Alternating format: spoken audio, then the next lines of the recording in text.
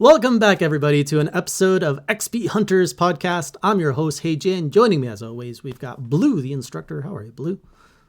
I'm doing great. Man, this last month was a kick in the pants, huh? It was a kick in many pants on my side. What were you up to? Oof, I had a lot going on, a lot of irons in the fire, but again, that'd be a podcast in itself. Anyway, but more importantly, you my man, you got done a lot last month. And I think you even had some pretty cool happen last month. We talked about actually, I think in the last podcast, the Yeah. your expo. How'd that go? Yeah. It was a big moment of a project. Before I share that, I just want to share the topic of today before we get into Oh, just quick right, sure. updates. Do games need to be such time sinks? So if you clicked on the thumbnail, you saw the title of this. We will be getting into that very briefly, but first, a quick update since this is a podcast that goes up about once a month, once to twice a month. So far, it's been once a month. So just still getting better with that intro of how to present this for new listeners. If you are new, thank you so much for listening. As I said, we upload about once a month, and we talk about our experiences through gaming, very much in the Monster Hunter and Dark Souls, Soulsborne Soulsborne, yeah. genres right now. So going back to what I've been doing for this past month.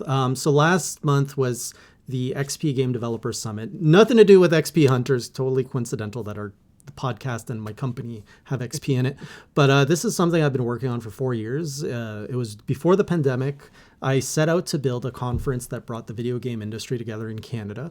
And that was supposed to happen in 2020. Then the pandemic happened, a lot of other stuff happened. Here we are 3 years later now, and it finally happened to pretty much the vision I had. The show I wanted to build took place in Toronto about 3 weeks ago, and attendee experience was great. We had a good attendance, just full rooms, lots of smiles. It was a roller coaster, but it was well worth it. It was great to see everybody come together and seeing my vision come to life, essentially. So that was great.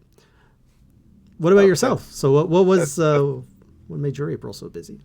That's fantastic. Okay, well, my April, I was trying to complete some projects. I had things that had to do with personal life. I, as you know, some tests, stuff like that, where I'll pass a bunch of certifications. Mm, Also, I do architectural, so I had to also help out with some buildings and things of that I did not know nature. you did And that.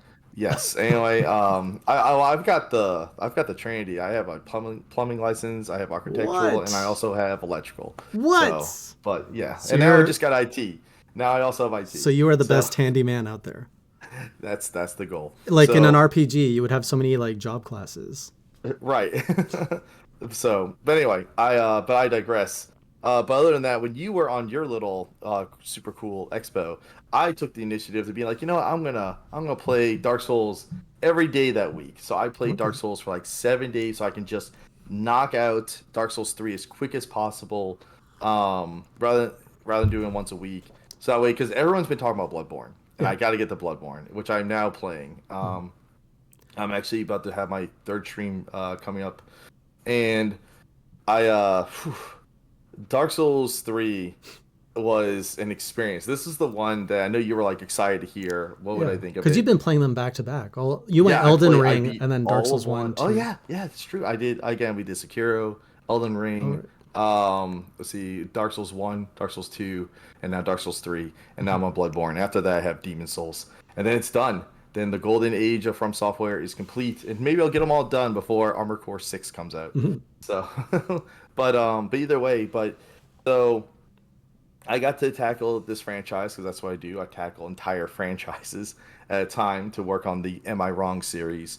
And that's one thing that was taking up a lot of time. I was working on the scripts and all kinds of things and breaking down the lore. And because that's the thing, I don't just play the games. I'm a person who likes to learn a lot about the behind the scenes stuff and a lot of the in-game stuff. Like that's the thing I've noticed with when it comes down to like Dark Souls. Dark Souls has a great story. I like to say it's the greatest story never told because it's really hard to Because it's not comprehend. told. Right. It's So the not thing told is, at that's all. why I mean, there's channels out there that break it down for you. But me, I love mysteries and stuff like that, and because of it, I like to get all these clues, all these pieces of the puzzle, and put it together. And at the end, uh, talk to everybody about this is the story that I got. As a matter of fact, because of that, I had something happen on my stream that I don't think uh definitely 99% of the Dark Souls community didn't have this happen to them, especially streamers.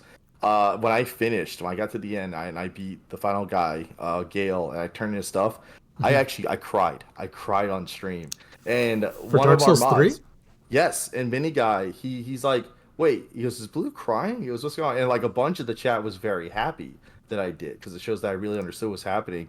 Because Oh. Jay, I want you to know this, it ends on a happy note. Dark Souls 3 has a happy ending. And it's a beautiful ending. And I talk all about it on the stream and stuff like that. I explained it. But it was just but that's the thing I'm talking about where the game franchise it's really fun, it's really great and all, but the Mhm. story is really good. And again, it just because when you go through everything that this franchise has put me through Yeah. the players, to the people who live there, to have the ending that it does actually have, there truly is like that's the ending. I know there's a roll credits type of thing where you make a choice, Yeah. but no, the ending is when you talk to the painter, and that was an amazing, touching moment. But Okay, all in all, I want to go ahead. revisit that after our main topic. I want to come back and chat with you about that because there's a lot I want to unpack there. I have a lot of questions, but let's put that at the back of our main Yeah, topic for today. I'm glad you do because actually they even said, "Oh, we kind of hope that Jay would have this type of reaction." I'm like, "Yeah, but Jay didn't have the time to like dive into it and break it down like I did." Like, I Yeah, let's talk about it after because let's talk about it. because So, I felt things, but not the same things. So let's talk right. about that after. So because of it though, but one thing about all my journey that I always got, I kind of talked about this on the first podcast about how if you just dump everything into pretty much vigor and stamina, the entire game is pretty easy. Like anyone who's afraid of touching any of these Soulsborne titles, honestly, just as long as you have a lot of, as long as you upgrade your weapons, you pretty much go vigor. Mm. Yeah, you're pretty much fine. Like there wasn't, I was one shotting so many bosses, not like one shot kill, but as in one attempt. And there was actually one boss that was very special to me. Mm. And I talked about it. I actually did just recently a podcast where I broke down all 92 bosses. I put them in tier list of superior fights I adored, the bare minimum of what I think a Soulsborne fight should be. Hmm. Could have been better. Like they were still fine, but I talked about the ways they could have improved the fight, cooler mechanics, whatever. And then just deplorable. Should be deleted from the game. Why do they exist? Stuff like that. So if anyone wants to go check that out, they can check it out. But there was one fight in particular. It's in Dark Souls 3. Yeah. She's like the 12th boss or so. She's about two-thirds into the game. Her name is Dancer. Hmm. And this was the fight where everybody was like, "Oh, um, I made a deal with everybody because like I one shot like Pontiff, for example. Everyone was so sure Pontiff Sullivan You was gonna one be. shot Pontus? What? Yeah, Pontiff is still a great fight. As a matter of fact, I Not put him in Pontus, but test Pontiff. tier. Pontiff is an awesome fight, Okay. and everyone when I was talking about the fight, everyone's like, "What fight? That fight was a joke to you." Okay. Again, like Nameless King, everyone's just one and done. So the thing is, Soul Cinder, you name it. That sounds disgusting, but we'll talk about that later. That again, that's a talking tap. But what happened was when I got to Dancer, I made a deal with everyone. I said, if I go into Dancer, because everyone's like, no, Dancer's gonna beat him, you'll see, or Dancer's gonna give him trouble, Hmm. and everyone's like, no, it's not, no, it's not. So I said, how about this, guys? If I go in and I just beat the pants off her, if Okay. I'll keep her alive, but if I can have Flask in my hand, full health, and she's like one shot away, I will respec. So, and that's what we did. And by the way, yeah, I gave her plenty of opportunities. I could get grabbed like twice. I could get hit by like her swirly 6 hit move. Like it's ridiculous. It does turn the game into easy mode. Mm-hmm. Dark Souls is a challenging game. It has plenty of challenge. It's a great game. Yeah. And Miyazaki has he himself even talked about how he never wants the game to feel impossible. He wants it to be challenging to people so they can overcome it because that's the point of challenge. Like people feel rewarded when they complete something that's difficult, whether it's real life or not. You know, whether it's like a Dark Souls game or whether you're trying to work out, so you're hitting a weight goal. Right. So like you're trying to get like work done actually at work. Like people when they do something that's difficult and they accomplish it, they feel good. And for me, again, I had a lot of fun, and I'm about to bring up a big controversy right now. Just bear with Yeah. me. Yeah. So I respect. I got to the fight. We redid it. Because like I said, I gave her plenty of room. I still had Flask in hand. She was exact one hit away. I respect. Went through the game again, making it a little more challenging, whatever. And then I went back and I went and fought her as Wait, did you the say third boss. you respect as in you restarted the game? No, no, no, no. In Dark Souls 3, you can respec your Okay. talents, Okay. your Okay. points. Yeah. So like you have to go do a thing and then you Okay. can Okay. redo all your I just points. That's forgot. what I did. It all Yeah, blends. yeah, yeah. I know it's been a while for you. Yeah. But so what happened was I just want to talk about this where I where was I? So I went back after I beat the game, Yeah. and you can actually fight Dancer as your second boss if you want. Hmm. And it's a terrible idea, but it's a fun challenge if anyone wants to do it. So I went in there and I was like, all right, I'm gonna go fight Dancer as I did her as my third. I went and beat Vort, so I had a little Yep. bonfire so I could quickly run to her. I did this for like 8 hours. Anyway, but I Well, did beat her. you grinded on her for 8 hours. It took you 8 hours to I beat her. I died to her for 8 hours. Yeah, because because I only had like 20 vigor, Yeah. and instead of having like 45 vigor, so people Yeah. are gonna be like 45 vigor, it's a lot. Like yeah, and I also had rings that increased my health. I Mm. want everyone to know I had like almost 1900 health, like in my original playthrough. It was disgusting, Hmm. but like so now I have like less than 1,000. I have like 700 health now. Mm. And I'm fighting her. I'm doing the challenge. I'm playing her over and over again to the point where I could fight her flawlessly, to Right. where like I can do it without getting hit. Yeah. And because you have to, because if she grabs you, you instantly Yep. die. I know. And if in phase one, in phase one, you're allowed to get hit like twice, but in phase two, you can't get hit twice because she hits you with two hits. So the two hits will kill you. So you have to play flawlessly. And after 8 hours of it, I was sitting there, and I was thinking, like I'm really calm. I'm not getting frustrated, anything like that. I was just thinking, like, man, like what's going on? What's this feeling I have? And Mm. then I realized I'm bored. This is boring. Like I was honestly, and I learned something about myself is that I found the, I guess, challenging way or the correct way of playing Dark Souls, which is have less vigor. It's more about Well, I like, wouldn't say oh, it's you want to have correct. It's higher. a way, but yes. It's a way, sure. And the thing is, well, most people they want it to be where they have like either they can kill like a regular mob in 3 hits, or Yeah. they die within 3 hits. Right. So it's actually exchange rather than being, well, it takes like 20 hits to kill me, but it takes Right. 10 hits to kill you because your DPS is so low. But I realized that's the gameplay I like. That's the gameplay I actually prefer because I find that more engaging. I'd rather be able to take a hit, see what's going on, respond. I'm in the fight longer, which also means I can make more mistakes, Right. but I can also learn from those mistakes. Yeah. So it makes it more of a Monster Hunter experience Right. rather than going in, you make a mistake, reset the whole fight, and you got to do it till you get Yep. perfect. I discovered for me that just isn't fun. And then I kept going, Not just and you. then A lot of people. That's what they experience, and that's what they don't like. right, and then so I just want to tell anyone who may have struggled with those games, try Mhm. leveling vigor or whatever. It does make it easier. The games can be challenging, but as you get better, do it again. Like actually on your stream that you did last week, I went in and made a third character, did it Mhm. again now that I have my knowledge, Yep. and I did it on my seventh attempt.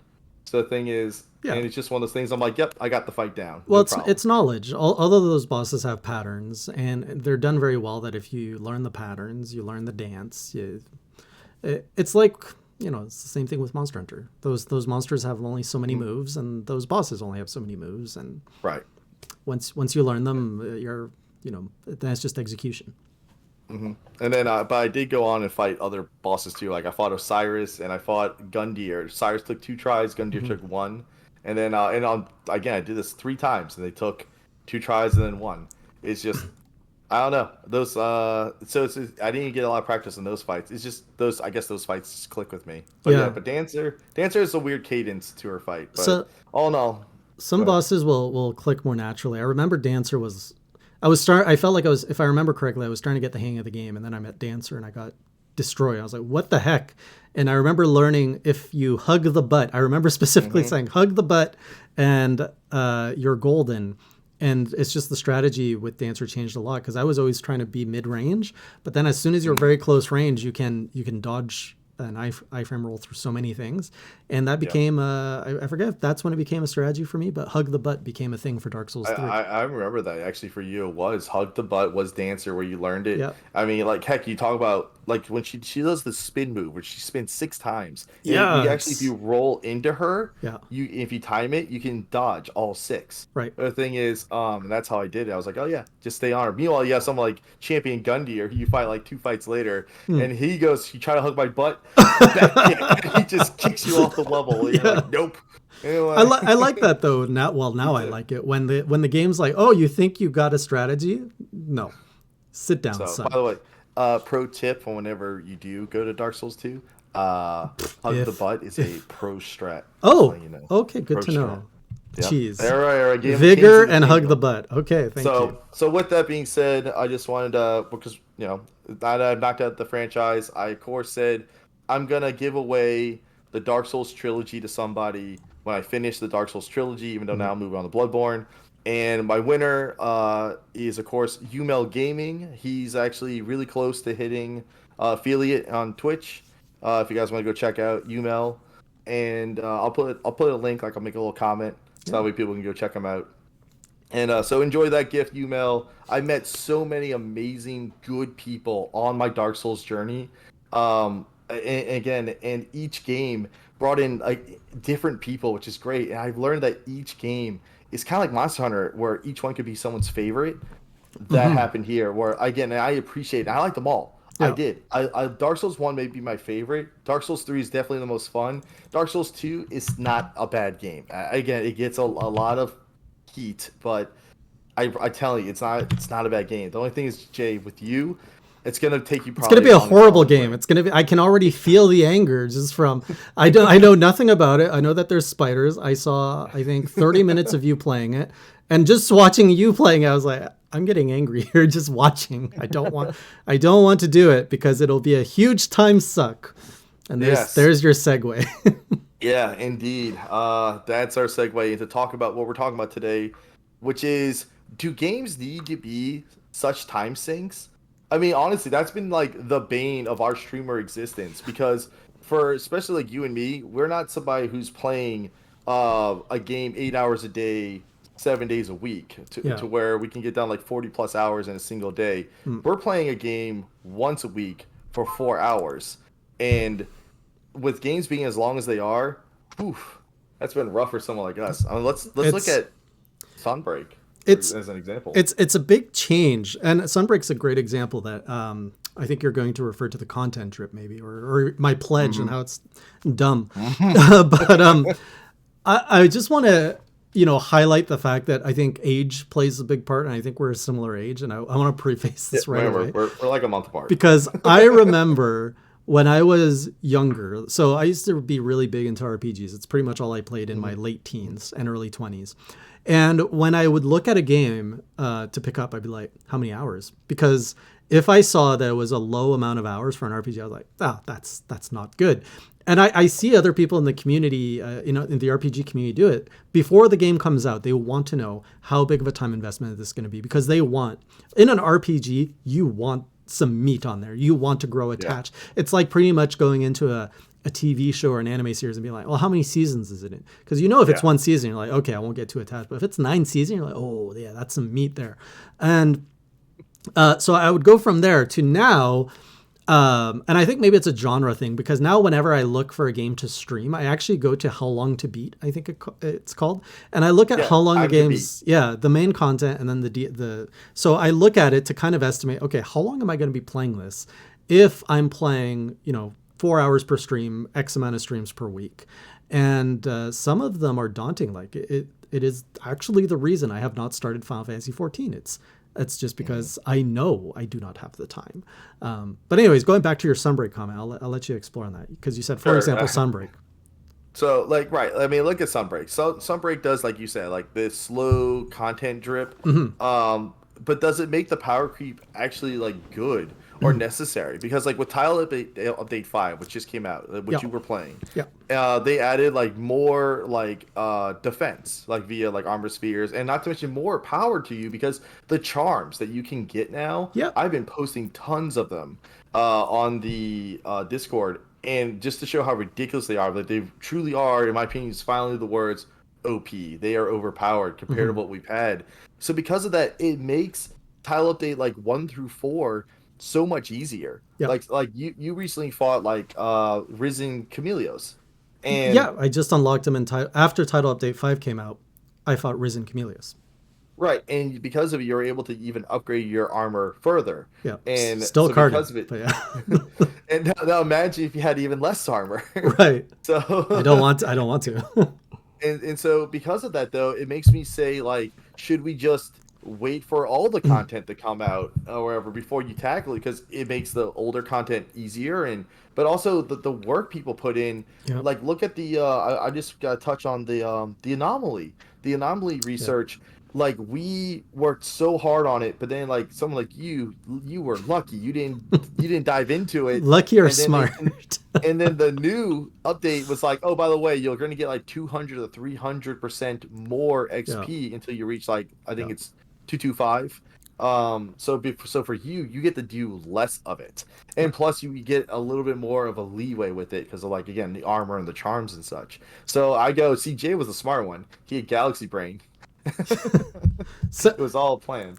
yeah, you bring on a good point, and I don't know if this is so much on the topic of should games be such time sinks, because I think that's very different than what you're saying. Here, it's I would correct me if I'm wrong, but it's more should Right. games maybe drip out, like should games have such a long end game in terms of content drip. It's one thing if it's an MMO, which it's expected, but for a Sure. game like Monster Hunter, which eventually does have a finale, and that this is the package, should it be stretched out so long? Is that a fair statement?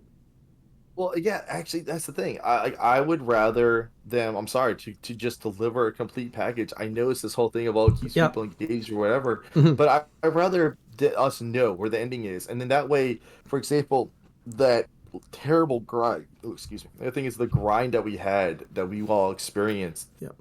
That now you get to miss out on some of that. Thank goodness.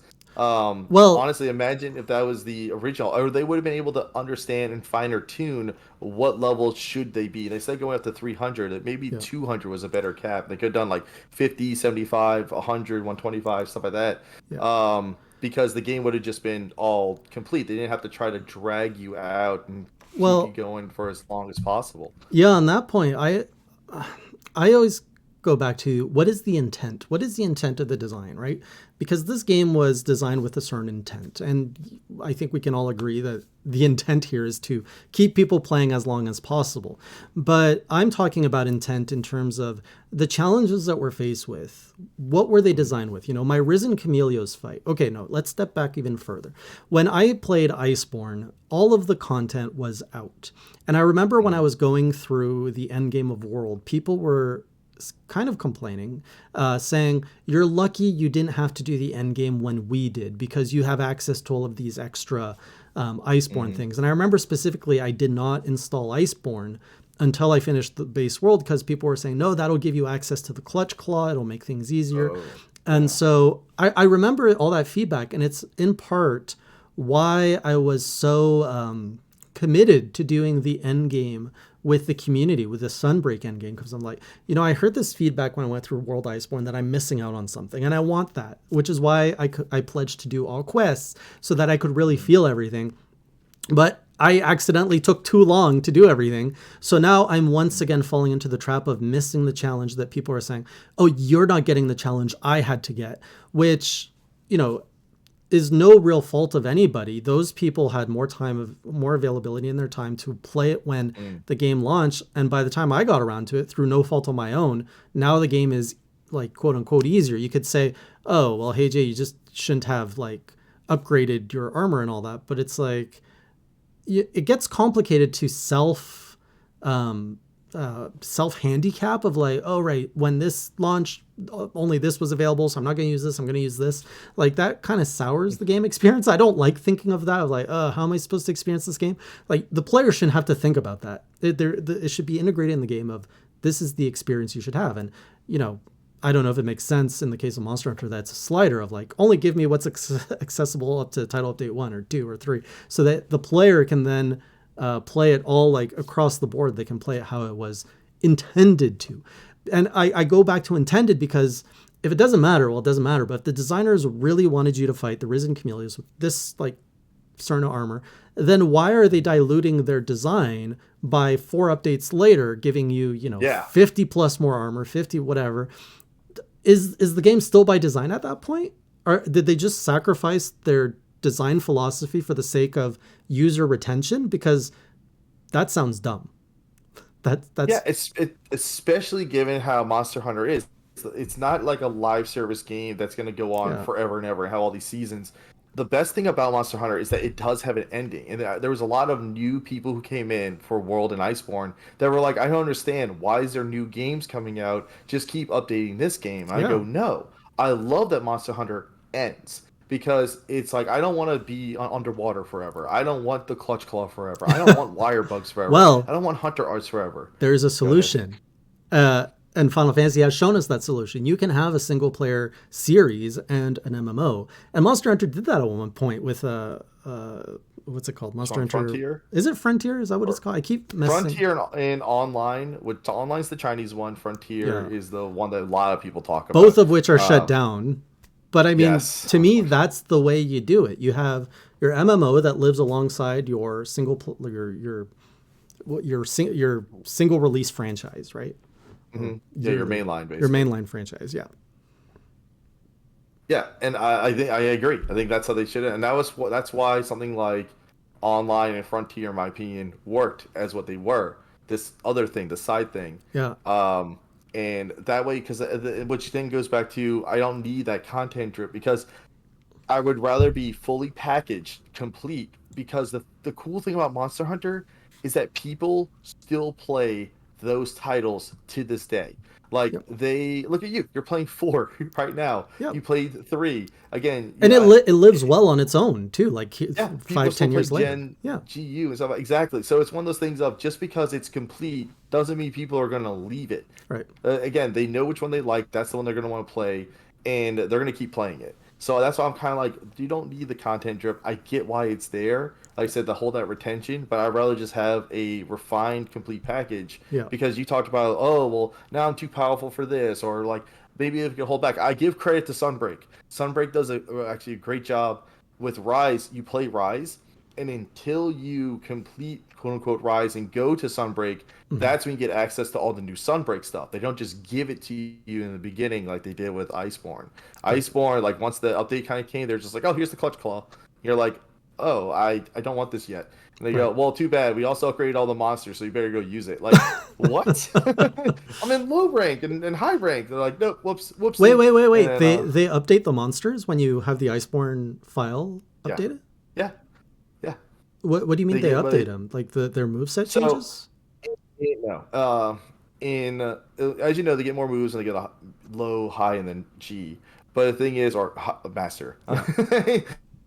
The thing is, with they added, like bloated the monster's health values for Oh. when the Clutch Claw and all that happened. Also, they did that to because now there's proper scaling of 1 player, 2 player, 3 player type Yeah. of health, Yeah. and you had to weaken areas of the body to get proper damage But that values. was in master rank only, or are you saying they retroactively applied it Nope, they to? retroactively Really? I did not when know Iceberg came that. out. So if you have it, yeah, Oh. you have the card to get those proper numbers. But at low rank, high rank, you kind of get through it anyway quickly, especially if you're someone who picked up defender weapons or Yeah. something.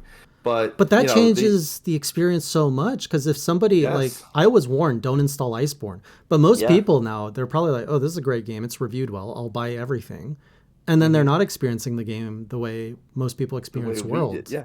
Wow. Like I appreciate like, again, like when I played with Maddie, she played we played without Iceborne installed at all, Hmm. however, and we played just the base game, so that way she didn't have the clutch claw or anything like that. She got to play it the way it was meant to be done. Hmm. And then after she finished everything, we beat all the quests, every event quest, etc. Yeah. We were off the Iceborne, and then we installed it and we went. Huh. I didn't know that. Um, Yeah.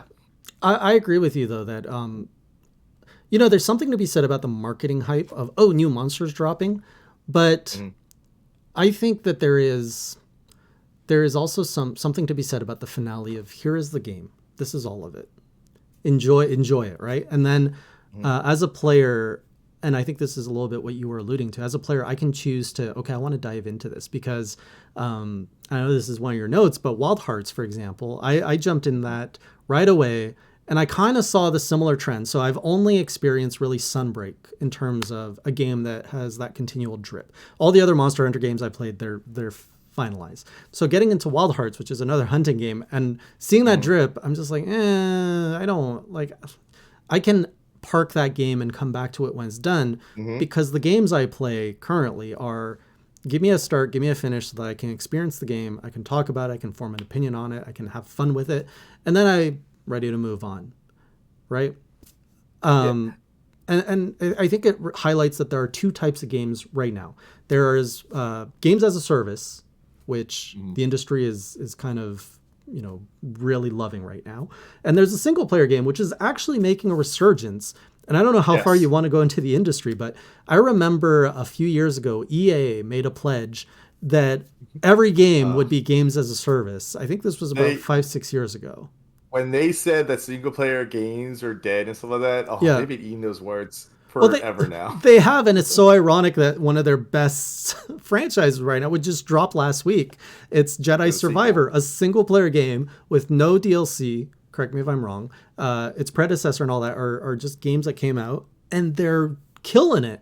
Same with, and this is actually weird because on the flip side, PlayStation, their first party exclusives, has been killing it in terms of single player experiences. And it's like, God of War, here it is. There's no more. There's like no DLC, just God of War.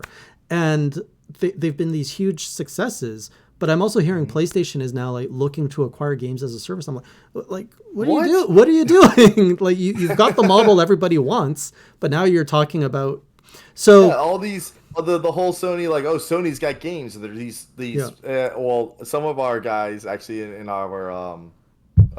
our community, they make jokes that, Sony released possibly the best movie game of the year, and they're making jokes about like Ragnarok. But yeah. it's the thing of because they're so cinematic, but they're such good single player experiences. And yeah, like don't move away from that. That's crazy. No, absolutely. Like it's one thing to compliment it, but I'm surprised that they've publicly like gone out and said we need more games as a service, especially at the time we are now in the industry where I think about 6 months ago, I think it was around November, December, where a lot of games as a service announced that they were shutting down. I don't remember the Yep. full list, but multiple games like this Yeah, it announced. was before the end of the year that happened. Yep. Right. And just as a reminder, we're talking about this because should games be such a time suck? I think is what the title is, right? Is it a time suck Yes, or time something? sink. Time sink. But Like, it's go ahead.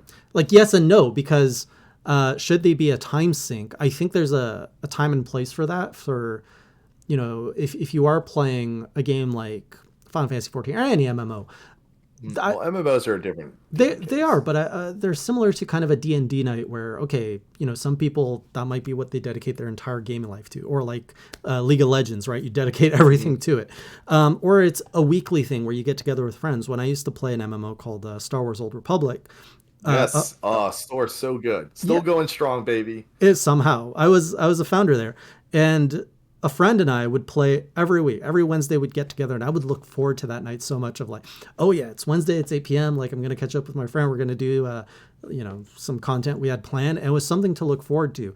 And I wouldn't want to be in a place where those don't exist. But at the same Mhm. time, not every game needs to be that. I think it's good to have a spectrum, and talking as a Monster Hunter enthusiast here, I think Monster Hunter hasn't found where it wants to be in that spectrum. Because there are games that are, I think, like a couple of hours, like Stray, I think, is a recent game that I can think Yeah, of that is Stray's not fairly very long. I short. think it's like 4, 6 hours, something like that. Yeah, something that you could experience like on one stream, which is perfectly fine. And then you've got those nice story games like the Spider-Man games, which are like 20, 30 experiences. And that's great. That's like a book that you can just, well, it's a piece of content. You consume it, you move on. And then there's the worlds, like the, Yeah, the I'm games of actually service. I'm gonna touch on that a little bit Yeah. actually, but I just one last thing, and then we'll move to that. I wanted to comment, like you talked about Wall Hearts and such. I Mhm. mean, heck, I think that honestly, you putting Wild Hearts on pause right now is Yeah. not a bad idea because it gives you a moment to let the game kind of conclude or get to a certain point. That way, Yeah. you can properly pledge what you want to do with Wild Hearts Yep. because it's a great game. absolutely we want to see you come back. And I know your approach is you kind of like having the community help you, like be we're your Sherpas throughout the game. I am not a leader. Like, I'm not the one Yeah, that's going to be you like, don't want here's how you to. play this game. Awesome. Like, no. Yeah, you don't want to be the pathfinder. You want No. to be like, hey, help me out here. But look at look at Rise. You played Rise on Switch, Yep. and then you got to a certain point in the content. There was no new content yet. You feel like you finished. You stopped. New content actually came out. Yep. Then you're like, oh, I'll just tackle it when Sunbreak happens. Yep. But if that content had just been out, then I you would would have have been played it. able to finish it all of Rise on your Switch, and then when you went to PC, then you would only have Sunbreak things to worry about. Right. As of right now, you still have Rise things on your little Oh, checklist why you got to that you're remind me? going back and doing. I know, and Oh, it's and also like you pledge like, oh, I'm gonna do all the quests, and yet they just keep adding quests to you. Now we're getting towards the end. It looks like June will be the final title update, and then you can see the end. You just gotta reach that goal. yeah. But man, oh man, but it's that thing of But again, like, go ahead. Go ahead. no, no. To your point of the rise content, like I remember when people were talking about the Apex emergencies, like that was the big end game thing, and I wasn't a Yeah. part of it because I had moved on already at that point because I didn't wait around for for that content to drop. I made it for whatever reason that content just wasn't available by the time I felt I completed the game. And I moved on to something else, and then the Apex emergencies dropped, and there was a lot of chatter in the community of like, "Oh, these are so hard." I was like, "I'll get around to that when I go back to Sunbreak," because I knew I wanted to play the PC version. I just couldn't because it wasn't a bit like they didn't have parity launch, right? It was Switch or Hmm. nothing, which is another thing that is annoying me, especially with PlayStation exclusive timed exclusives. Like the Final Fantasy franchise is a franchise I love, and PlayStation right now, I do not want to buy a PlayStation 5. Leave me alone. Let me buy the Square Enix games where I want them. Not 2 years later. Anyways, so the Apex Emergencies, I feel I missed out on the hype, and even though I'm going to get around to them, and I've dabbled in them a little bit now, people don't care anymore. The community's not talking about that. If anybody, nobody's dumb enough like me to strip down to high rank armor to go take on an Apex emergency. I mean, there's a few of you out there, and like, power to you, but most people are not doing that. If I do it, I'll be like, look, I beat the emergencies. People are like, congrats, you're 3 years too late. Nobody Sure, cares. that's just like with Extreme Behemoth and stuff like that. When they first happened, Yeah. like those fights were just so challenging that people are like, oh, I tell everyone to just wait until you get your master rank gear, go back and Yeah. try to solo it so you can check it off your box. Or maybe you can try to SOS flare and you might get lucky, get a bunch of master rank gear people to help you out. Yeah. And but for people who want challenges, again, I soloed that quest in high rank gear. Like Iceborne wasn't even out, and I soloed Extreme Behemoth, Ancient Legend, all that stuff, Hmm. and did it with my heavy bowgun, baby. And then again, for all you heavy bowgun people out there, we exist. And but yeah, I mean, it's like we were talking about Dark Souls earlier.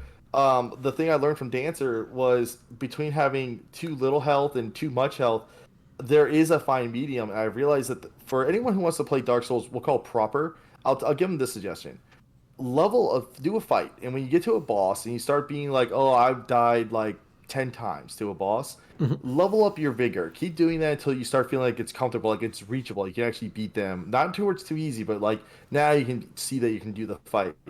I realized that vigor, like I said, is the scale of the difficulty, and it is the scale of where are you in in this game, like 15 vigor, 20 vigor, 25 vigor, 30, 40, and 45. You don't really need 45, by the way. But the thing is, 40 is a good stop. But the thing is, but that is like kind of the scaling to help you know where are you in the game.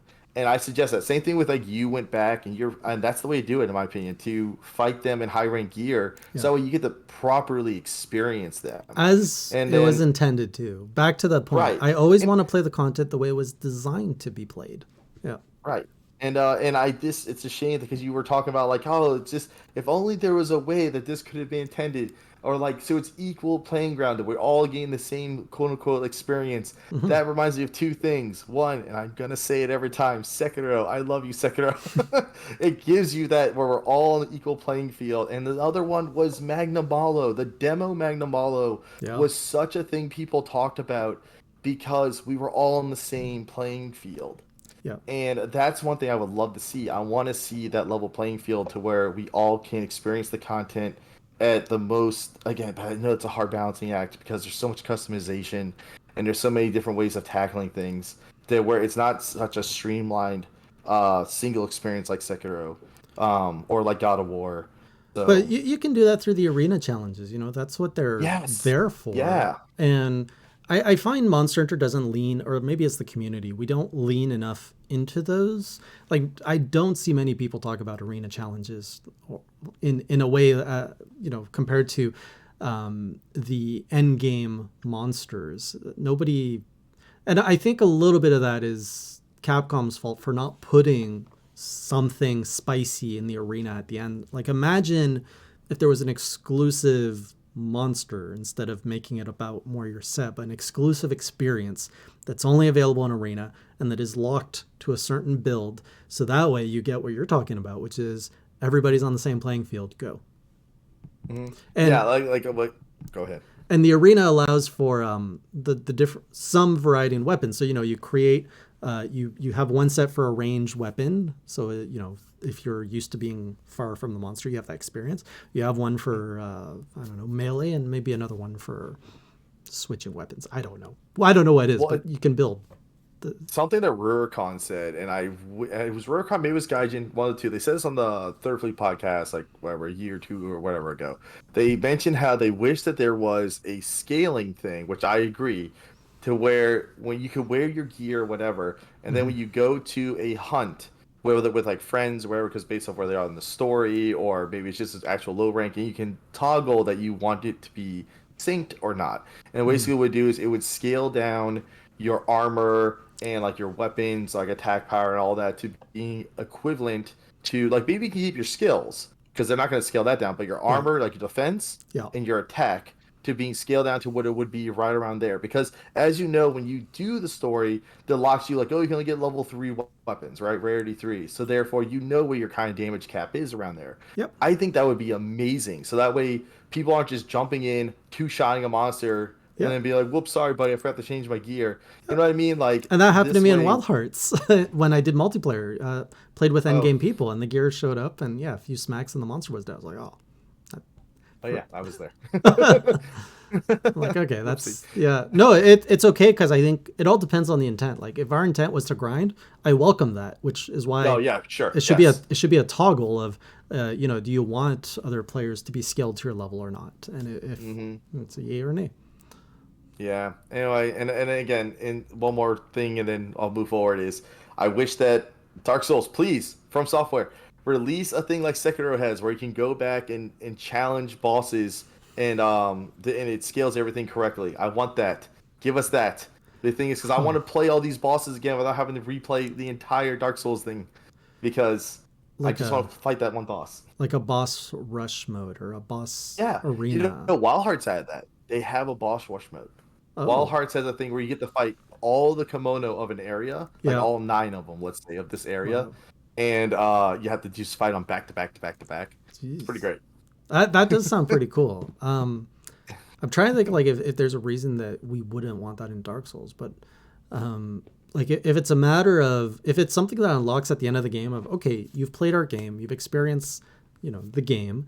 Now here's a little training room that you can go and mess around with and do what you want, and like master the bosses or just mess around with them. And Mm. It's funny, you were talking about RPGs earlier. That made me think about how after I finished the Soulsborne games, I actually the next franchise I go into, we had a big talk about how either I'm going to tackle Zelda or I was going to tackle Xenoblade. And everyone, we oh, voted on it, and we decided that Xenoblade Chronicles will be the next thing. We're going to do Xenoblade Chronicles 1, 2, wait, 3, what? X, and I'm curious what's why it was those two choices. I assume Xenoblade you haven't really touched or okay. experienced. So Xenoblade is everyone talks so much about it. They love it so much, and I always love talking about Xenogears. Yeah. Xenogears is awesome, and that's where we're going to end it on. I always like going back to where it all began. Same thing with like how we're going to do Demon Souls last. Mm, I'm going to show everyone Xenogears last. So we're going to see Xenoblade because everyone talks about how it's like the best RPG franchise out there, and I just go like, really? That's a tall order. There's some great RPGs out there, yeah. and so because of it, I've been very interested. People keep recommending it to me. I was like, all right. So I bought them all. I got one, two, three, and X. and Yep. so I have them all, and I'm gonna do it. But Wow. there was almost a moment where I ended up playing Zelda, and that's because the new Zelda's coming out this Hmm. week. And to put a time idea when this podcast happened, so Tears of the Kingdom is about to drop, and when I saw the trailer, people got really really excited, all these things, and I felt nothing. But what's your I experience with Zelda? Have you I played it have all? them all. Okay, I so you've have, played it all. yeah. And the thing is, and I just don't care. And I was like, what the heck? And something about, like, again, Hmm. so I had this long discussion, which is a talk for another day. I was on this discussion for like 8 hours, like on 2 different days, like 4 hours, 4 hours, with a bunch of guys about Zelda. And because of it, everyone's like, I think an Am I Wrong Zelda franchise has to happen, Blue, because we're telling you, you're wrong. I'm. Because my problem I'm feeling is I started thinking like, are the Zelda games variety enough? I'd say yes, but the part Mhm. of me says no. The other thing is there's just too much Zelda. Like I look at other franchises like Star Fox, Donkey Kong, There's not enough of Metroid, some of those. that just gets it's all Mario, which makes sense. There's so many Mario everythings, but then Mhm. Zelda keeps coming out and to a point where over the last like whatever like 35 years whatever we've had like nearly 40 years of Zelda, there's been almost a Zelda every year or two. And people go, no, that's not Mm. true. But because of HD re-releases and then Oh, I porting things see. back, and Yeah. there's always been a Zelda always present. And Yes. if you look at how many collector's edition, like handhelds, consoles, whatever, Yeah. more Zelda than there are Mario. So It it's the has a. thing of like, It's a good point. It has a very like yeah, collector um audience. Like yeah. that is the one franchise they Like keep what's making the gold. appeal? That's what I'm trying to figure out. As Hmm. I go, and I'm a guy. There's something you just got to say, and I realize it's my trigger word. Like if I was a sleeper agent, you say this word, Okay. and if I have to kill someone I don't want to kill, but he said like, nope, kill this person for lore. You say the word lore because I'm Lore. a lore channel, and then people are like, oh, that's because you don't understand the Zelda lore. I go, what did you just say? Lore? What are you saying? Hmm. Whoa, So whoa, whoa, whoa. I'm going to counter whoever says you don't appreciate Zelda because of the lore, because I am probably the worst at absorbing subtle lore. I'm you know, people are gonna say I'm realizing I put myself down a lot. I'm not a great player. I don't absorb the lore. I don't read a lot. Like, what am I doing? But I love Zelda. It's one of my favorite franchises, and it's not okay, because of the lore. It's because of many reasons. And I'm actually putting out a video tomorrow. Ironically, you didn't even know this, but I have a Zelda no, video going up on the channel tomorrow about what it means to me in my life. Um, yeah, because they're solid games. The games themselves are structured beautifully. they are they're every like it's a great combination of story, puzzles, combat. Like that's what I love about Yeah, Zelda. It's the trifecta of that, no pun even intended. Skyward Sword. I enjoyed Skyward Sword. I enjoyed it. I remember enjoying it. I didn't All play right. the HD remake. I enjoyed it. But where I started, I was 14 when I started Mhm. getting into Zelda. My entry point was Ocarina of Time.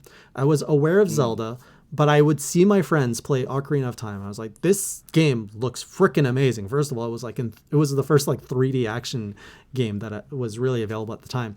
And when I sunk my Mhm. teeth into it, I never owned an N64. I borrowed it for like a summer, and I Mhm. got a copy of Ocarina of Time, and I was playing it maybe 6 to 8 hours a day.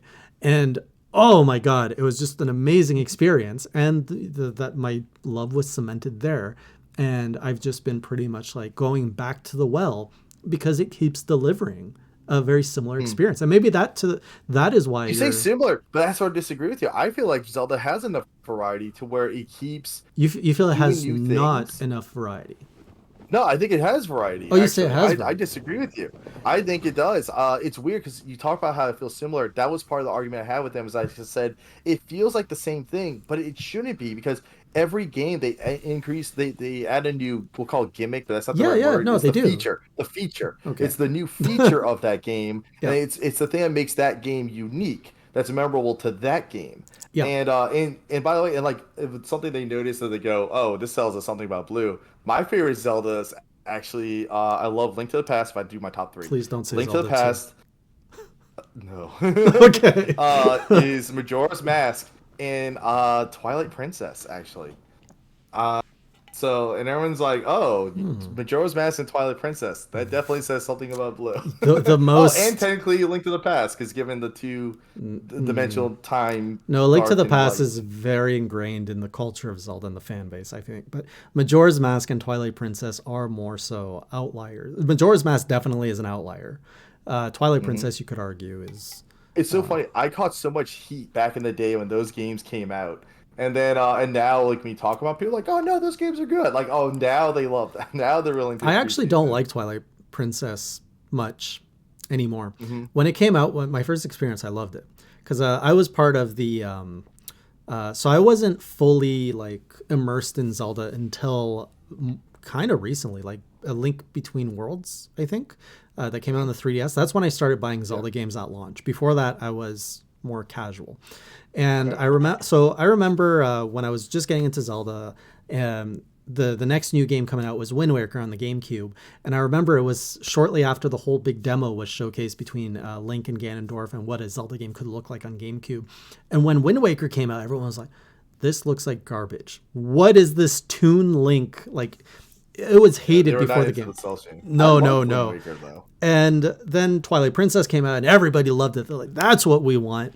And it's funny Hmm. because when those two games came out on the Wii U, I bought both of them and I 100% Wind Waker. I loved Wind Waker HD. Sure. Hmm. It's probably one of my favorite Zelda games now.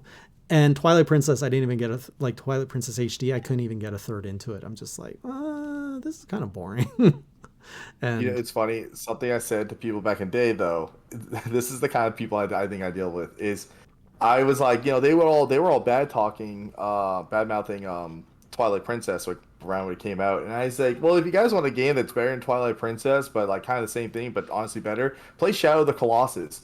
And everyone was yeah. like, how dare Twilight Princess is so great? Like you guys were just bad mouthing it. To be fair, I mean, the experiences are different. At least Twilight Princess offers a little bit more to explore and more lore than Shadow of the Colossus, which is fairly one dimensional.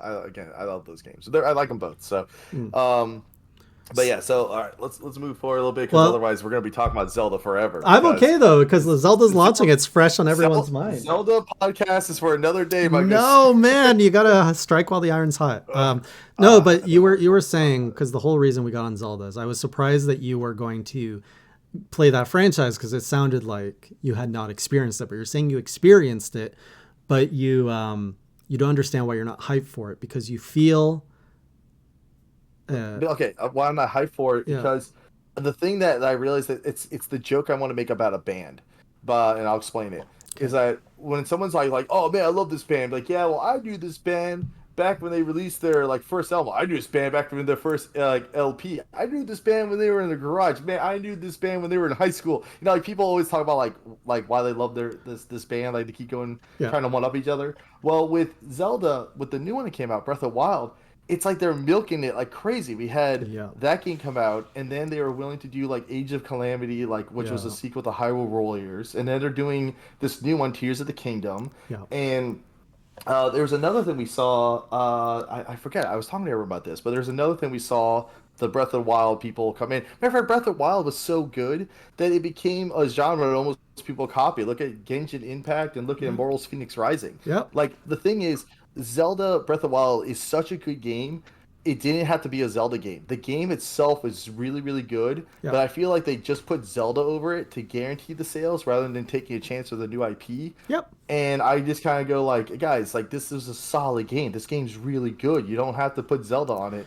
And it was different from the other Zelda games, and people were a little upset about that. And that's Do go you ahead. really You were saying think? one. Do you really think people would have played Breath of the Wild if it was called Boy in the Woods or Boy in the Wild and it had nothing to do See, with that's the Zelda? problem. Exactly, because I they would just not need to have sell played the it. units. And this has happened in the past. Look at what happened with Star Fox Adventures. It wasn't Star Fox. You know, it was That called like was Dinosaur that whatever. was a good But it game was the though. thing of Yeah, they were like, oh, put Star Fox on it. That will sell more units. and And that's it when I feel like did. Breath of the Wild happened. Yeah. And the thing is, I'm like, and I was like, when I played Adventures, I was like, this is a Star Fox game. I mean, I still played it. I have Star Fox Adventures, Adventures too. It But it's the thing of, felt like I feel Star Fox, and now maybe we're going on a tangent. I felt Star Fox we are. as the Star Fox Adventures direction was actually a lot healthier for the franchise than what they've been doing, which is rehashing the first game over and over and over. It's like, let it go, move on. You had a great, debut with the SNES, and I think they remade the story on the N64, and it's pretty much a retelling on the Wii U. It's like, drop it. Adventures was a great. You developed a story. You added a new character. You expanded the world. You added new creatures, a whole world. It's like, oh wow, look, Fox McCloud can do more outside of his R-Wing. Like, keep exploring that. And then they're like, nope, let's just keep rehashing the first. Again, we'll talk about Star Fox another time too, because man, I could talk about Star Fox a lot. So I get, I feel like some of these Nintendo comments could be perfect for our next podcast, but that's the next one, which was let's go. Let's have a Nintendo. So, I don't know, but let's do a Nintendo podcast. Yeah. I'll talk about it later. Okay. So, but I talked about remakes, for example. Let's talk about remakes that came out recently, actually, like the Dead Space remake and the Resident Evil 4 remake. Like, those are examples of games that are only like 10-hour experiences that are like solid.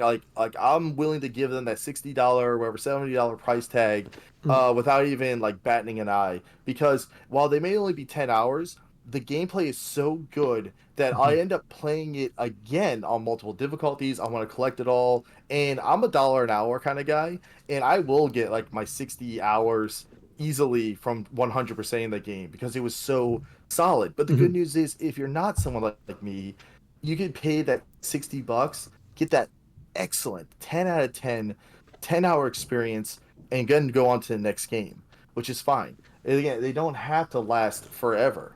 Sometimes that's not always like helpful, because like look at some open world games. Some are great, like Witcher, Red Dead. We mentioned Breath of the Wild, Ghost of Tsushima, pretty much any of the FromSoft games. Skyrim, Fallout, Metal Gear Solid 5, Spider-Man. That's pretty much open world. That's fun. It was like Horizon Zero Dawn and Forbidden West, like the new God of War. It's like those are good examples of having like a fun things to do in the world, where the checking off the check boxes feels rewarding and fun, engaging. You can keep going. And then you have garbage games like Ghost Recon Breakpoint, Rage 2, Anthem, Watch Dogs, any of the Assassin's Creed, pretty much. Wait. Why are those garbage games? I like the Assassin's Creeds, but some of them, the thing is, some of them are bad. Like take Origin. What's the ones that came out? Origin, Valhalla, and Odyssey. Great games, but here's the thing: the little side quests, go find all the stuff. They're not fun. They're worse than Korok seeds. I hate Korok seeds. And then like I'm just saying, like you can have a big world and do it right, but you also can have a big world that feels bad and boring. And the problem's like, oh man, I mentioned like Ghost Recon. That game, Ubisoft did this thing a lot lately, where they go, hey, we have this big open game and everything's really boring. But here's the thing: you can give us money or whatever, and we'll just give you the XP. Yeah, the thing is, they're like, instead of you playing our game, you can just give us more money, and then you don't have to. We'll just give you the XP. And I go, I bought your game. I want to play your game. Yeah. The thing is, it's like, but if your game is like half good and the other half is just bad, then you should have cut out that half that's bad and made a more solid game. Yeah. I'm sorry if it goes from 100 hours to only being 30 hours, but I'd rather have that 30-hour excellent experience than 70 hours of garbage. Yeah. Talking of shorter experiences, Devil May Cry, another franchise I'm playing through right now, and I'm at Devil May Cry 3. Those games are about 10 hours from what I gather, right? 10, 20 hours. I think the later entries are longer, but those are perfect format of, and I like to relate this very much to food, because I see a similar argument to food. You have, I don't know if you've ever been into fine cuisine. I have had the opportunity to taste a few, and the first criticism of people who don't have that don't eat fine cuisine, when they first go to it, they look at the plate and they go, how am I going to be full from this? Because the experience is not about filling you up. If you can go to a buffet, for example, and get fantastic dollar value, because you can eat until you physically can't anymore, until you puke. And that's an experience you want. Sometimes you can go to places where they give you like huge like servings of fries or whatever, a lot of food to fill you up. And then you can go to these high-end cuisine where you're paying like 5 to 10 times what you would pay another meal, and you get like these little like one ball that you put in your mouth, or like one little thing, and then you get all these flavors and stuff. And some people don't understand that.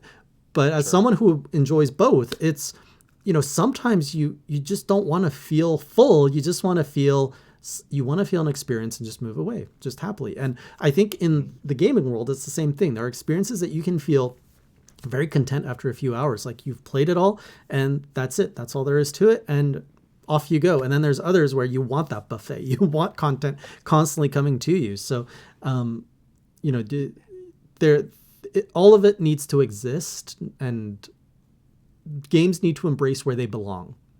They should Yeah. not try to be what they're not. Yeah, like again, like that makes me think about like you're talking about experiencing something that's shorter and sweeter and whatever than having a gross amount of it. I was mentioning later how you and I are shooting. So I mentioned how we have a schedule of we only get to play 4 hours a week this one game, and something like I mentioned Xenoblade earlier. Xenoblade takes about like 50 to 80 hours each to complete, and because we knock out entire franchises, like you mentioned, Devil May Cry, Yep. because we do whole franchises, somebody be like, whatever, 50 to 80 hours a week, I get that done in 1 week. I beat the whole game, I'm done. Mm-hmm. But for us, that's going to take like 10 weeks. So the thing is, like, Yep. imagine saying something you could have done in 1 week is now going to take us essentially like 3 months. Mm-hmm. When you put that, and then I got to do that multiple times. That's one game. I got to Yep. do four of those. That's a year's worth of playing something you could have done in less than a month, like for a normal Yep. person. And that's the thing that people don't understand is that like with Monster Hunter getting away from you, it keeps going on and on. You're trying to catch up, but you go, I can only play so much. I only have Yep. so much time to do it. And sometimes having that refined taste, like I ask, would you rather play 12 games in a year that are short and sweet and like perfect? Mm-hmm. Again, like each game only takes you a month, or would you rather play 3 games? Like what happened with like when you were playing Elden Ring and stuff like that, like in Monster Hunter, and because you're playing these games that are taking up a lot of time, Yep. so you get to experience less. There's all these other things you want to experience, but they're requiring so much of your time that you go, and people are like, "Oh, we want you to play this. I want you to play that." It's like, guys, we want to play it too. Yep. We do. The thing is, but unfortunately, we keep having these things that keep taking up all our time. Yeah. And so we're in that situation that's kind of unique. But then you have other people that have a lot more of that time. They dedicate more of their life to gaming, and they want something to keep them busy, right? Because the last thing you want to Hmm. do is spend $80, $90, and then 2 days later you're done and you're looking for your next drop, and that can get expensive quick if you're that Sure, type of yeah, player. gaming is an expensive hobby. We've always said Well, that. I have to say, as a streamer, because I like now play, a game 4 hours a week, my spending on games has dropped so much because, Elden Ring kept me busy for a year. Monster, like these games that are now $80 last me for a year, whereas prior to streaming, I used to do content on YouTube that was more about reviewing games as they drop. So I was all about buy it, play it quickly. Hmm. And yeah, I was dropping a lot more money per month on games. Like it was $200-300 a month on games just to keep up with everything. And I don't miss that model. I prefer the model I'm in now, where it's a little bit of a blend. I like to have my game that I go to every week. And Hmm. then ideally, I would like to have another game that I can knock out in 2-3 streams so that I keep getting kind of like that diversity. So that's where I'm at. And then off stream, I actually enjoy playing a bunch of indie games. Like I don't know if you've heard of these, but games like A Short Hike. It's literally a game you go on a hike and you're done in 2-3 hours. But it's a nice little contained experience that it doesn't need to be more than that. Or what's another one I was thinking of? Oh, this one was fantastic. I think it was called Cartographer or something. And Yeah, we talked about this before. did we? Oh, it's so good. And again, it takes maybe 5-6 hours to complete, and it tells a little story. It introduces some really like unique game elements, and that's it. Like when it's done, you're like, oh, I kind of wish there was more, but also I'm satisfied. And that's the perfect spot you want to be. Whereas I feel, especially looking at the community in Monster Hunter, I feel a lot of the community, maybe it's a vocal minority, I don't know, but I feel a certain sense of fatigue. Like when a new title update drops, I'm not seeing a lot of, yes, we get to grind to ARR 255. It's, oh, we have to grind. And everybody's talking about the grind. And, is that really like, Capcom, is this really what you want from your community? Is this the feedback you want, that people are, Mhm. talking about the game's endgame, like, as in an what's the word? Exacerbated? Exacerbating. Yeah. Thank you, Wei. But you just And I kind of like, pay attention to other content creators a bit. And I know Ruri and I know Gaijin Hunter, for example, recently stepped away from Final Fantasy 14 to do some endgame grind with Ruri. And he's like, okay, that's it. Like, I've grinded enough. I've tasted some stuff. I'm now leaving this until it, indefinitely. And that just doesn't seem healthy. Like, as a community, like, that doesn't seem like a healthy community that is not cheering. Whereas I'm not. Maybe you can comment more on this because I don't know as much about Final Fantasy 14.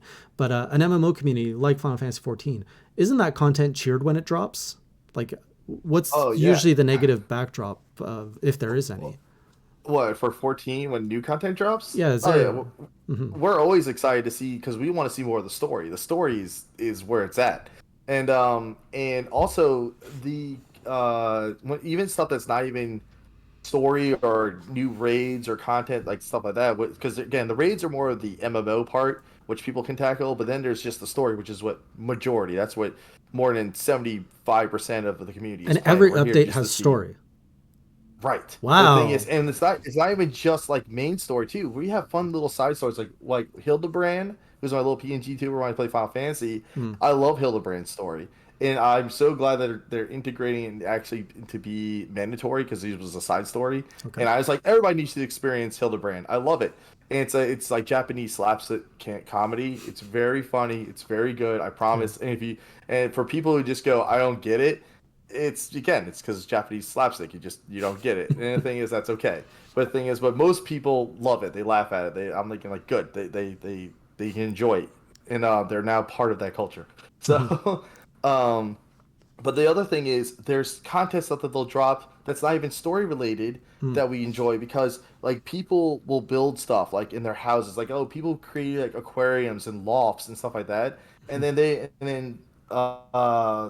Square Enix is like hey, that's really cool. Like let's make that official. So they would make it and they Hmm. hear from their player base what they want and they will implement them legitimately into the game. Again, like bards, now like they were like, oh, it'd be so cool if we could play an instrument. So Yeah. they're like, cool. So they gave us one instrument. Then they gave us Okay. three, and Right. then they kept going. So now we have like 26. So, People play full concert. what? What? That is wild. I had no idea. You keep selling this game to me all the time. Oh, did I lose you? Battle of the Band. No, I think it's played. Oh, did you lose me? Uh oh. We had There a we go. we had a I just saw weird my we had a weird hiccup, but it's okay. yeah. I saw my internet like go. It's going down. It's coming back up. Give it a sec. So I don't know. I'm in the red. That's not good. I can hear you. I can hear you good. So Okay, I think you we're can hear good. me. Okay, Yeah. that's fine. So I'm looking at my little connection. I saw you jump down a red. So but like I said, so it's beyond just story. It's also new additions to the game. Like again, that can make us have this slice of life that we have because a lot of people, more than 50% of the community that love that game, Mhm. they just love living it. They create cafes. They have casinos. They have all kinds of stuff that they have built in that game Mhm. and people go like, "This sounds like a Minecraft thing or something." Yeah. But I don't know. They do it, and people dig it, and they love it, and I love that game. That's all I can say. Whereas, If you play it, you understand it. you make me want to play it more and more every time. But I know. Eventually, yeah, Capcom also I would say listens to their fans, but it's almost for sure. like strange because they're like, oh, you don't like the grinding we introduced. Well, here's a modifier that lets you grind faster. It's like, Mm-hmm. come on Mm-hmm. now. That's it's a nice feature. I'm not going to complain, but it's should have been there in the first place to begin with. Well, it's funny. That makes me think about something. This is gonna sound a little derailing, but just bear with me. It is on topic. Hmm. We're talking about. So I'm gonna get on three points. Point number one is we talked about things taking up time. When I was younger, because I would be like, oh yeah, I want games to be longer, and I used to do the same thing you said. Like, what's the time to beat? I used to care about like if this shooter is at least this many hours, if this RPG is in this many hours, stuff like that. Hmm. But like Dark Souls is a franchise I would have loved if I was like younger. If I was in high school and had the time, I would have loved that franchise so much. And I'm glad that I got to experience it like I have now, and I am in love with the franchise, and I love sharing it and seeing other people go through it. It's kind of like a weird cult, honestly, but but nowadays with the way games are, there's just so much to do, and there's so many of them Yeah. that even if I was a kid, I couldn't subscribe to all these different games. They were each pulled so much of my time away. And so that's not even just about being, oh, I only get to play this game 4 hours a week. Honestly, there's games that if I had like 3 games, I can think of 3 games right now that if I were to play these 3 games, like Monster Hunter, like Overwatch, and like Final Fantasy, those 3 games alone could take up all my time, and I would have no time for any other games. Yeah. Even if I had all the time in the world. And that's what these, games as a service is. And it's when I got into Fortnite for a bit, I have to say I love the battle pass system. I'm not saying necessarily I love the price and all that, but I love the idea of working towards rewards and having a reason to come back. And I know that there's a lot of criticisms against battle pass. People don't like that it's locked behind money, and that it's exclusive, and oh, what if I go on vacation for a week? It adds all these extra Yeah. stresses to life, and I hear you on that. But that aside, I still do love the battle pass model in some form. And I actually kind of dangled the idea of, oh, what if Monster Hunter had it? And then everybody quickly destroyed me and said, no, we do not bring that to Monster Hunter. So all that to say, at one point, yeah, Fortnite, I had subscribed a few times for the Battle Pass. Hearthstone, I was playing, and they've introduced the Battle Pass. And it gets to the point where you just can't do them all. You have to pick and choose Right. the games that you really want, because these games demand too much of your time. And, as a business model, I understand it. But as a player, it comes down to choose your tribe. You can't be a part of everything. And Yeah, like it's funny. Like I'm playing Splatoon right now. I'm on the third game, and they actually have a battle pass, but it's not something oh, you pay do they? for. It's I built didn't in. know. It's called the catalog, and they have a Oh, hundred levels for you to get. Where you get all these fun things that are for that season, but it's not something you pay for. It's just part of the game. oh, I like And that. yeah. So the thing is, and it's funny you mentioned like Fortnite. We have things like Call of Duty. We have Overwatch. These things that have these season passes Yeah, where they are free to play games, but yet like you pay for the battle pass to get the stuff, and then not only does that take money away from you, but then also takes time away from you yeah, because those become the time sinks, and then it's that fear of loss that people have, yeah, and so they'll want to keep trying and going, and like you said, they don't want to go on vacation and all these things, and plus if they don't get all the stuff, they're like, oh, then I wasted my money. Why did yeah. it sucks. Like, and this that was the second point I was gonna bring up, so I'm glad you touched on it. And the third point I want to bring on is then we have things like, well, what about things that don't have season passes? What about just like buying DLC, like cosmetic stuff? And we're starting to see that with our beloved things like Monster Hunter, where Hmm. Monster Hunter is having some awesome DLC that you can buy, but all that stuff used to just be free. Yeah, And I fear that they're gonna go the route of like what happened with like Dead or Alive, where Dead or Alive has like hundreds, like thousands of dollars worth of like outfits. yeah, And I go, why did you make all this? It's more than I could ever want. yeah. Um, mhm. Well, it comes down to, what do you want to design as a game? Do you want to design a world? And is there any kind of like microtransaction thing in, say, an MMO? Like, does Final Fantasy have things that you can buy with money, or is it all They do. There is things. As a matter of fact, they even do a thing where when a holiday event comes, right? do you have free items that you get for doing the holiday event? But if you miss that holiday event, Yeah. you can actually go in the store and buy it because you missed out getting it for free. And Um, okay, I like that. And I also have to say I liked World when all the holidays were over. They started having a rotating yes, holiday yeah, cycle so that you could go and get the items you wanted during those periods. yeah, It was a little more weird to often. have like, Halloween in April, but hey, I thought it was a good compromise of the game has reached its end game, and now we're going to rotate the events. And I'm like, okay, that's kind of cool. Yeah. So, but all in all, so I feel like I kind of touched on everything. I'm sure there's things I didn't talk about, but I know that I do need to start wrapping up what we're talking about now because Yes. dang it, I'm 15 minutes over than I wanted to be. It's So I okay. It wanted was to a good talk about conversation.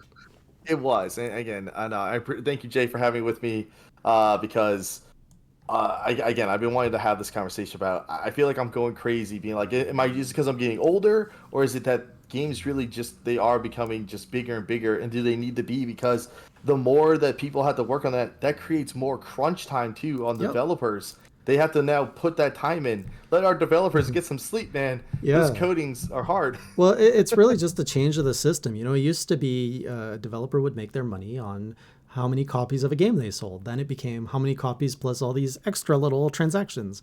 And then it Mhm. became oh, we don't actually have to sell the copy. We give the game for free. And then we just constantly give them stuff to buy.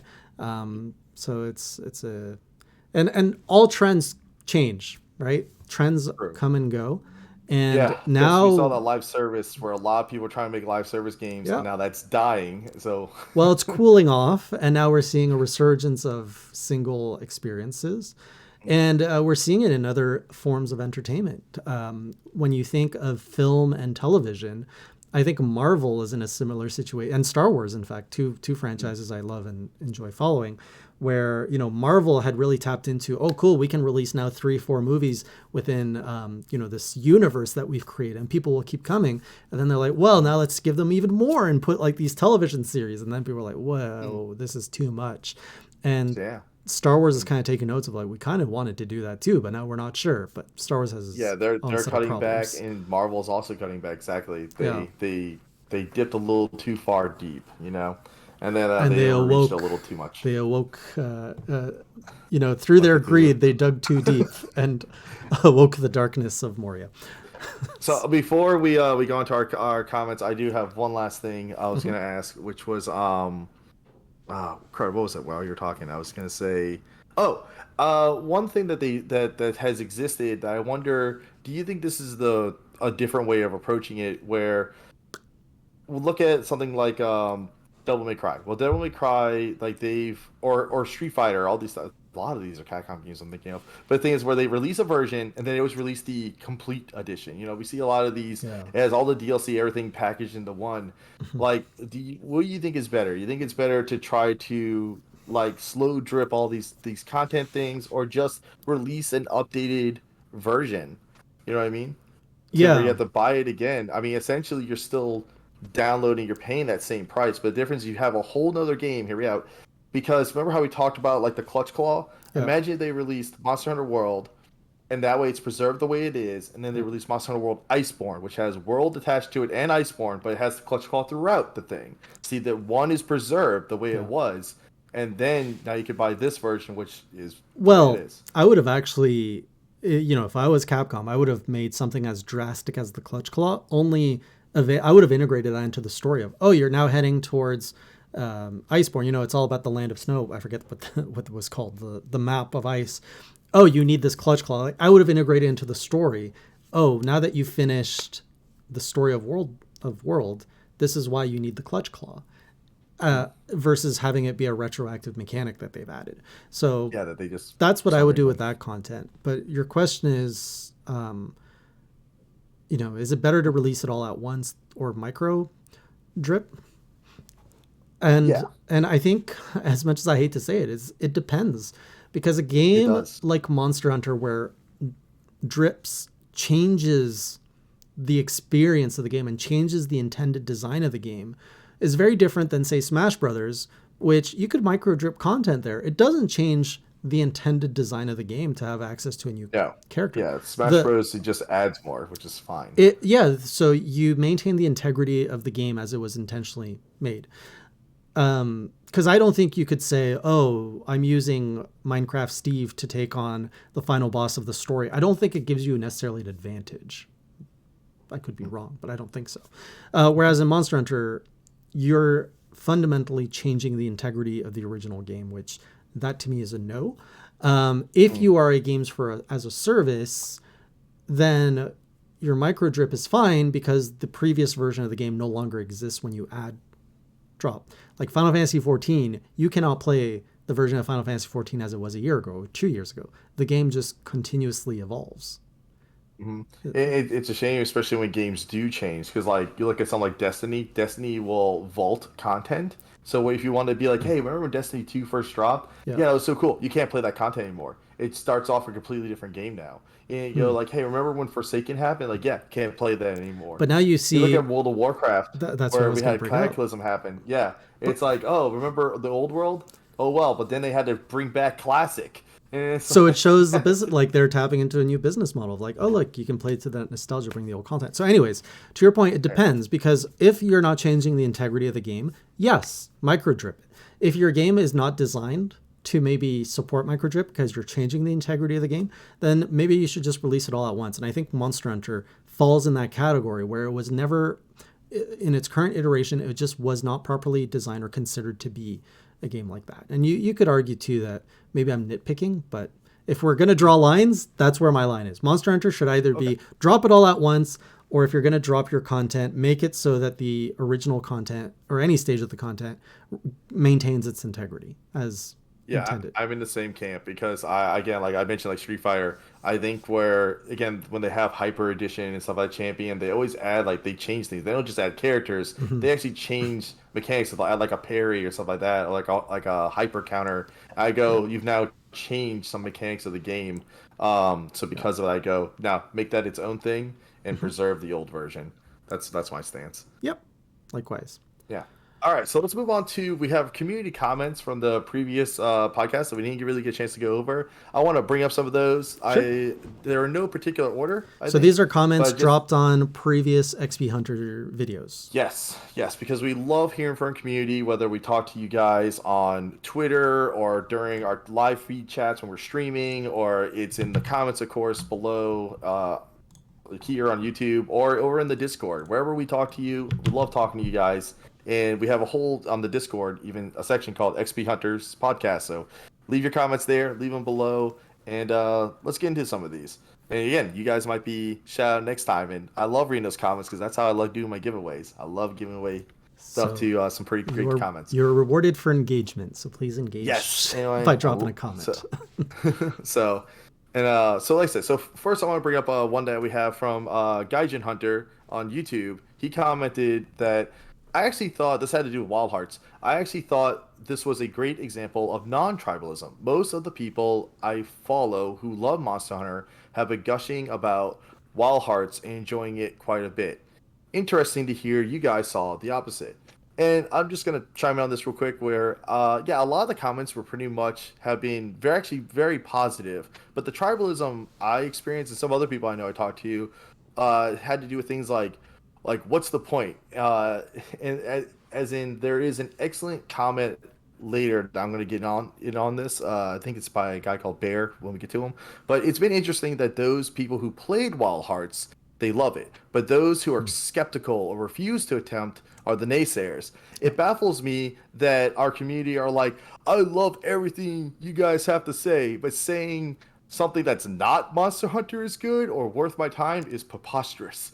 I mean, Yes. we had another commenter. His name was Dragon Slayer. He basically heard also the same thing I heard too, which was that the people that were saying Wild Hearts would be a Monster Hunter killer. A lot of that's what started the whole like Mm, feud and rub Monster Hunter community like the wrong way. But yep. that all happened before the game dropped. And I want to be clear that the people who said this were not part of the Wild Hearts team. These are just people. So yeah, that kind of started the bad blood. But I think the community has calmed down since then. Yeah. And I think it always comes, the tribalism probably comes from a place of threat.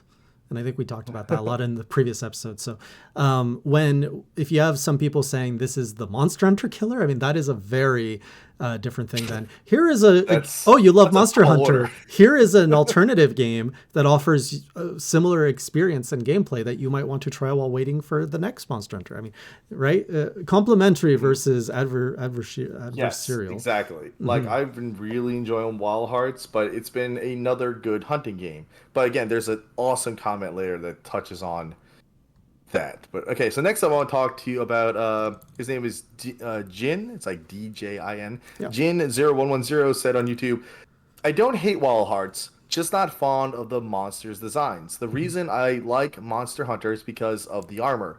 You hunt and you craft, you can see details of the armor and where you get it from. And Yep. I actually agree with this comment. Like I've seen a good bit of people who didn't like the armor. The armors look nice, but I love the designs of Monster Hunter armor. Like he said, you can clearly look at the character and how the armor reflects like not just their personality, but like because the thing is, there's a game called like Monster Hunter Red Riders, and which is like it's Sounds like a Monster Hunter Stories type of thing okay. for your phone Okay. and you can all the different characters have the armor that matches their monstie, and you can tell by that armor says so much about their character. The same way like anthro characters, like anthropomorphic, like when you see like Zootopia and stuff like that, like foxes are crafty, sloths are slow, Yep. lions are leaders, stuff like that.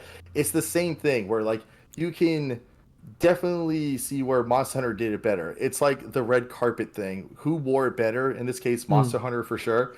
But again, the personalities of the monsters we have reflect yeah. again the armor. So again, they go hand in hand I alone. agree with that. As much as I love the aesthetic of Wild Heart's armor, um, you can't tell which monster you hunted just by looking at it. Like it all just Honestly, look there's like three out of all the kimono. Trust me, there's like and there's over there. like 30 kimono, Yeah, there and might be there are three I some can that you can clearly see, but like that really stand out. Yeah, they're but if you fight a crab in Monster Hunter, there's gonna be like a crab like sticking out of your shoulder. And it's like, oh yeah, you ripped that off that monster. I get it. so, And I remember actually the in my very first monster. So all this to say, I agree. But when I first hunted my what was it called? The Great Jaguars, my first monster ever. I was just like, hmm? I want to cover myself. Actually, it was more Anjanath because he gave me the most trouble. He was my first wall, and I said, I will cover myself with this monster's flesh. And people are like, he gets it. And yeah, that is something Monster Hunter does better. So agree with you, Jin. You know, it's funny you mentioned that. I somebody asked, did they have you ever um hated a monster so much they gave you so much trouble that you just wanted to like cause genocide to that monster and wear all their armor and kill them 100 times, some of that. And I'm so happy to hear you say that about Anjanath. Yeah, Because like that was when I wanted to hunt him to like cover myself in his like death, like in his carcass, pretty much. I've never been motivated by genocide, probably because I realize it's a video game with an infinite amount of sure, these sure. models. But hey, if there was actually like consequence of okay, you've hunted this so much, now the ecology is being affected, which really interesting idea for Monster Hunter I 6. would, oof. Yeah, like oh no, you've killed too many Anjanaths. Now there's like too many. What does Anjanath eat? Now there's a bunch of great Jagresses everywhere, and there's a great Jagras like stampede or Now, something. now the great Jaguars are eating everything because they're so gluttonous, and now it's affecting the whole economy. Now you Now, gotta go kill great Jaguars to balance it out. yeah, honestly, as a Monster Hunter plot, I mean that's the whole point of most Monster Hunter plots. So if you can, oh my god, if they could do that dynamically, that would be wild. I know that. Because Monster Hunter is all That about keeping the balance of like nature, right? And it's all about an mhm. elder dragon or a monster that is removing that balance. Yeah, So there's the four principles, which is the four symbols of the guild. But we'll talk about that later. We'll talk wow, about that I actually on that movie night thing we are just had talking my about because mind that they touched blown. on that. Oh, interesting. Okay. So yeah, it's funny we touched on that. Okay, so next up we got Alex Arkin. He commented, "I definitely want to try Wild Hearts. Maybe once it goes on sale or gets a substantial expansion, a la like Iceborne, Hmm. Sunbreak, as it does seem rather small roster wise for now." Hmm. And I actually completely disagree with this in a way. Now, I think it's always nice to grab things on sale, and it's nice that wants to try it. But I just want to point this out. The very first Monster Hunter had 17 monsters. Okay, Yeah. so when this game came out, I said I wanted at least 18 kimono. And as of right now, there are over 30 kimono. Oh wow. And that may not seem like much compared to like Monster Hunter World having 35, but you gotta remember that there was only 21 new monsters in Monster Hunter World.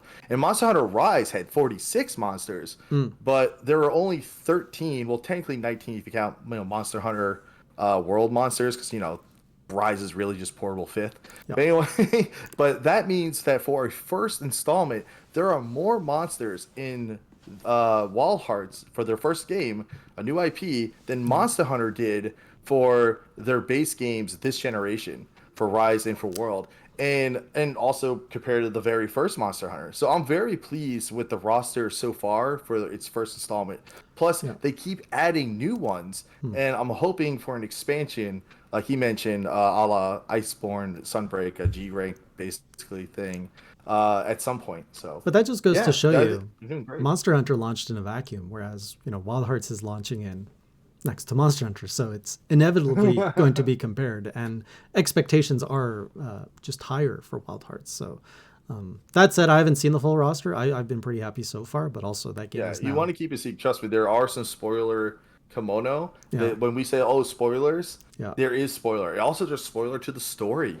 mm, And as someone who has finished the the story or whatever, and Yeah. has now entered post game.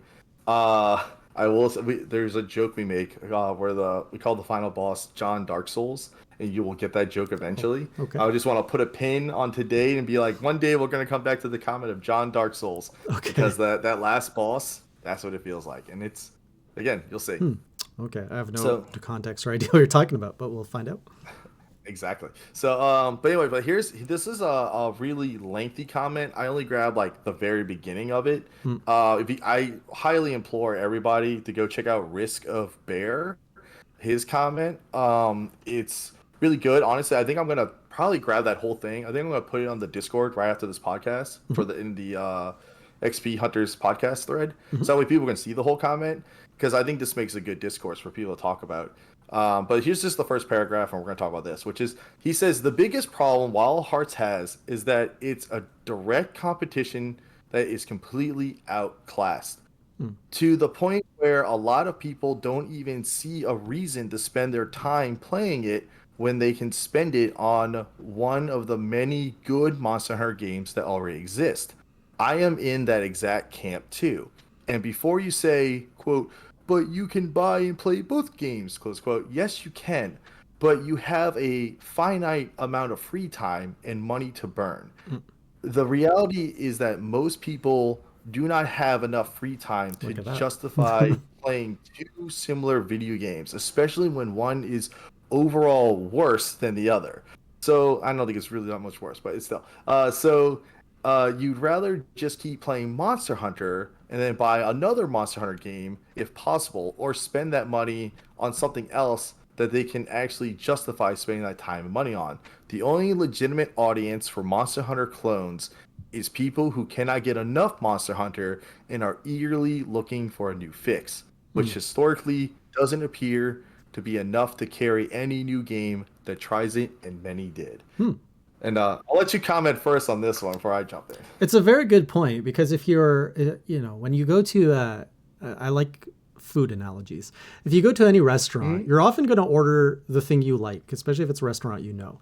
And why would you order something that is different but similar, but less good than what you know? And I'm trying to think of a food, like maybe you're used to having. I'll help you out with I, this. I got it. I got it. A bacon cheeseburger, right? You go and you Yep. get this We're delicious both bacon with burger. cheeseburger. Perfect. Yeah. And then they're like, oh, but you can have now this double cheeseburger. And you're like, Or peanut butter burger. no, Something that's too different. that's too Okay. wild. That's too wild. So double cheeseburger, we're like, okay, I'm getting like a similar thing, but where's the bacon? I want some bacon on that. So I that is a very good point that Wild Hearts, when you're targeting the Monster Hunter fandom, you are going to get a subset. But Mm-hmm. I've always seen Wild Hearts as actually more accessible. I find it Mm. more. It borrows a little bit more of like an open world, almost action adventure game, Mm. and it's not so hardcore hunter, and it pulls you into the hunter. So I see it as I see Wild Hearts as a gateway to the hunting games that would get people to play Wild Hearts, love Wild Hearts, and then want to upgrade to Monster Hunter. Mm. That's how I Mm. view Wild Hearts' place in all of Okay. this. Yeah. Well, I gotta say, if it hadn't been for the recent Monster Hunters, like the last two installments, basically the fifth generation, Yeah. being more streamlined, I think that is totally true because of Wild Hearts is very streamlined, it's very fluid, stuff like that. I think that absolutely Hmm. holds water. But as for his comment, like it's a hard pill to swallow because if you read his whole statement, I mean, he nails it when it comes down to people who are willing to try more hunting games are people who can't get enough of the genre. We kind of touched on that earlier, like something that you play in between another Monster Hunter. Yeah. Otherwise, they'll just stick to the king, and that's Monster Hunter. Now, to be fair, it is possible for people to find something in those games other than like those other games that they may like more than Monster Hunter. But those people are going to be a rare minority, and a franchise can't boom off a rare No. minority. I do want more hunting game genres and more Monster Hunter may be greatly like hey like let's look at Monster Hunter. Monster Hunter is greatly loved in Japan, Mm. but it never broke out selling crazy numbers until World happened. Monster Hunter sold 33 million units as a whole over 15 years prior to World's release. Mm. Then World came out and sold 33 millions on its own. What? Wow. Yeah, I never realized it was that and big. Whoop. and that's only in the past 5 years. As we approach the series now 20th anniversary, World has has a breakout global success basically, and that's why we see something like the way Wild Hearts looks. The franchise is now at 90 million sold as of this moment. Hmm. Resident Evil may have the most units sold as a franchise for Capcom at 135 million, Hmm. but it also had nearly 10-year head start. Furthermore, Monster Hunter World overtook Resident Evil as their single most sold game Hmm. when it beat Resident Evil 5. So RE5 held that number one spot title for almost nearly a decade until World dropped. The reason I bring this up is because it makes me ask a question. Will it be easier or harder for other developers to have a breakthrough in the hunting world genre like World did because of World? It could be easier because now more people are willing to try the hunting genre, Hmm. but it could be harder because they may not have the time to dive into another hunting game because Monster Hunter is still occupying their time Yeah. and offers more games from the same franchise. People are more willing to flock to familiarity than try new things.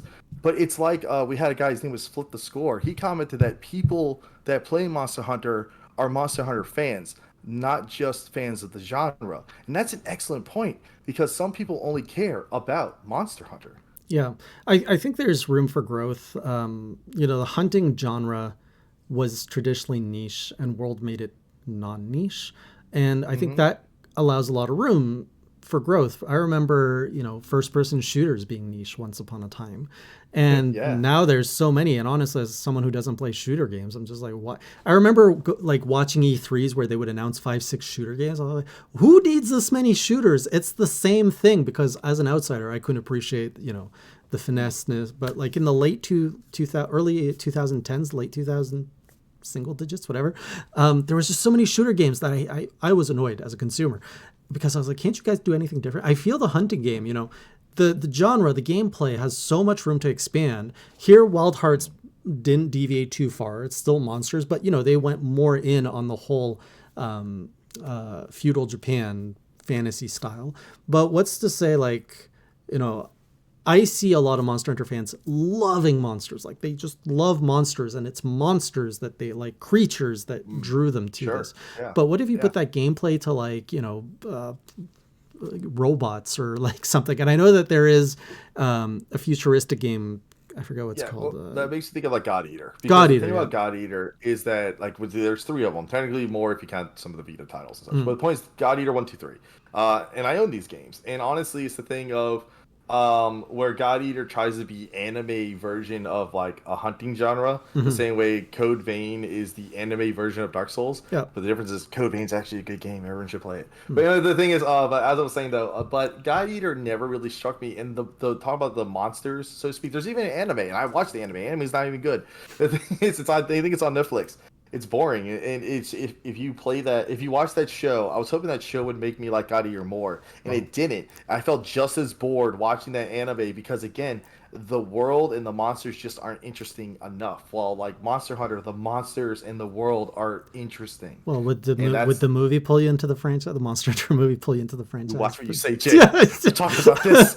I've don't always judge a franchise by by its But he knows that's a medium. sensitive, that's a sore spot.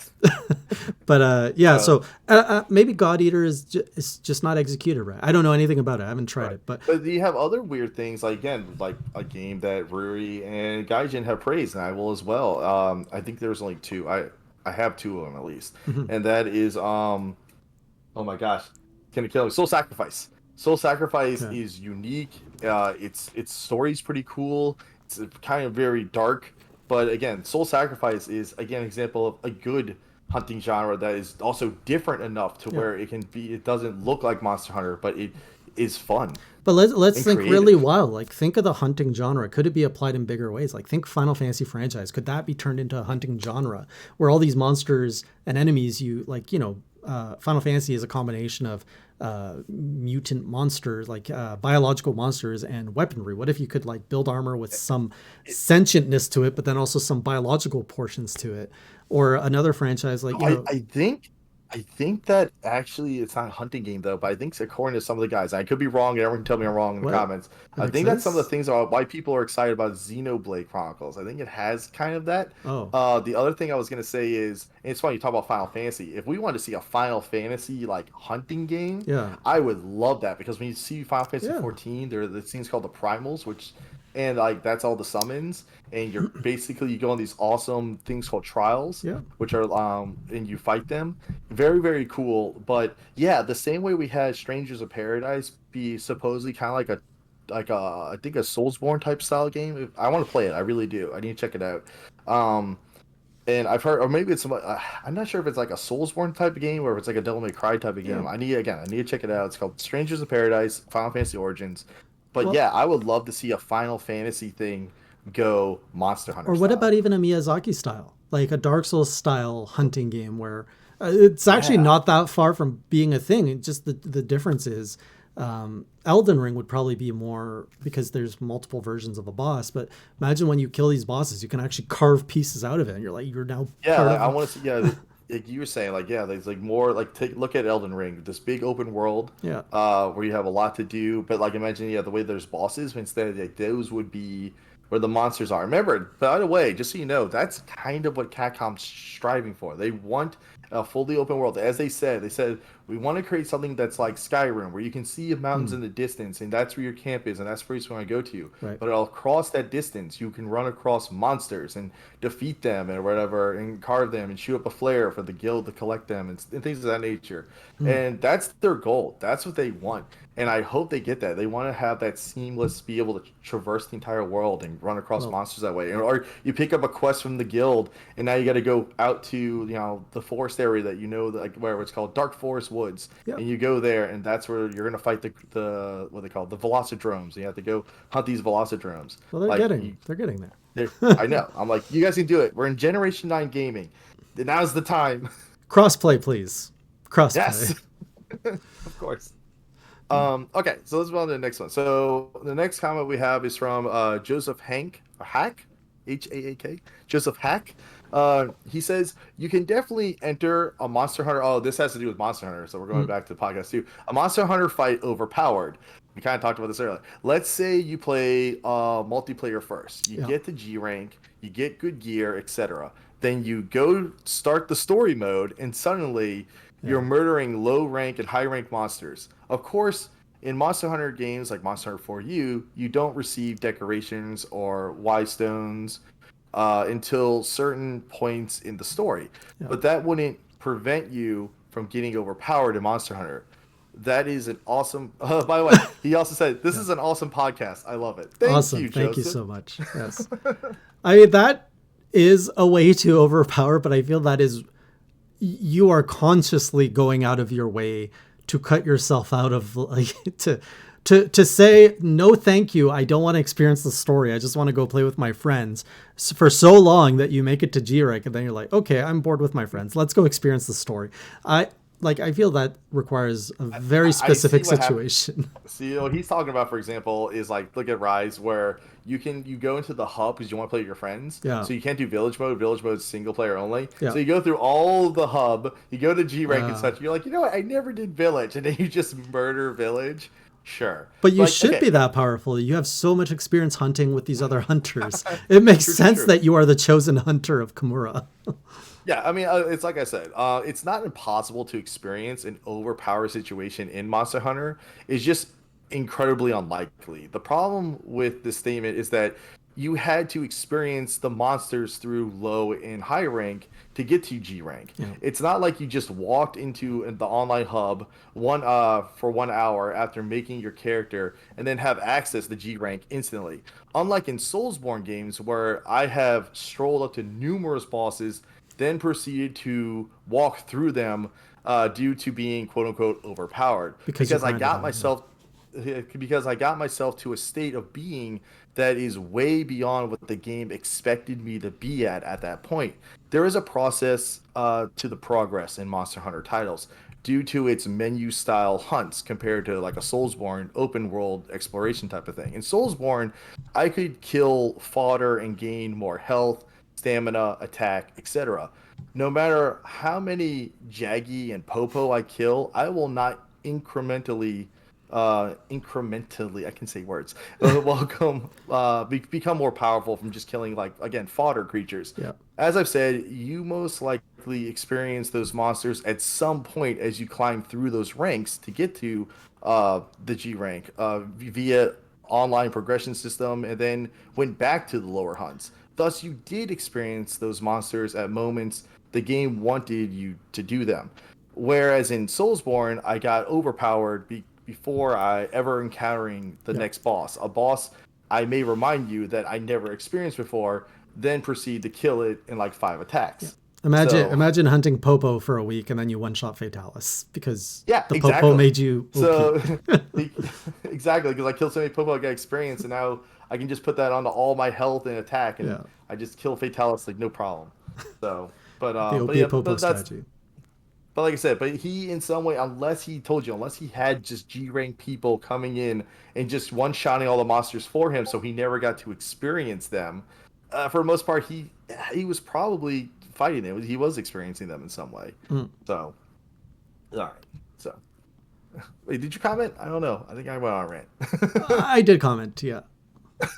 Okay, I was just realized, like, I was like, huh, I I have think something to I say think I about that. commented. Either way, you've covered the points I would have said Oh, if I well, then there didn't. you go. I know. Well, the thing is, you said some of the stuff also earlier in the podcast, and that's Right. probably why I'm thinking. Anyway, but our next guy, Jackson Holden, he commented that okay, this is an interesting one. Commented that there is a dopamine that hits when you use great sword, switch axe, and bow.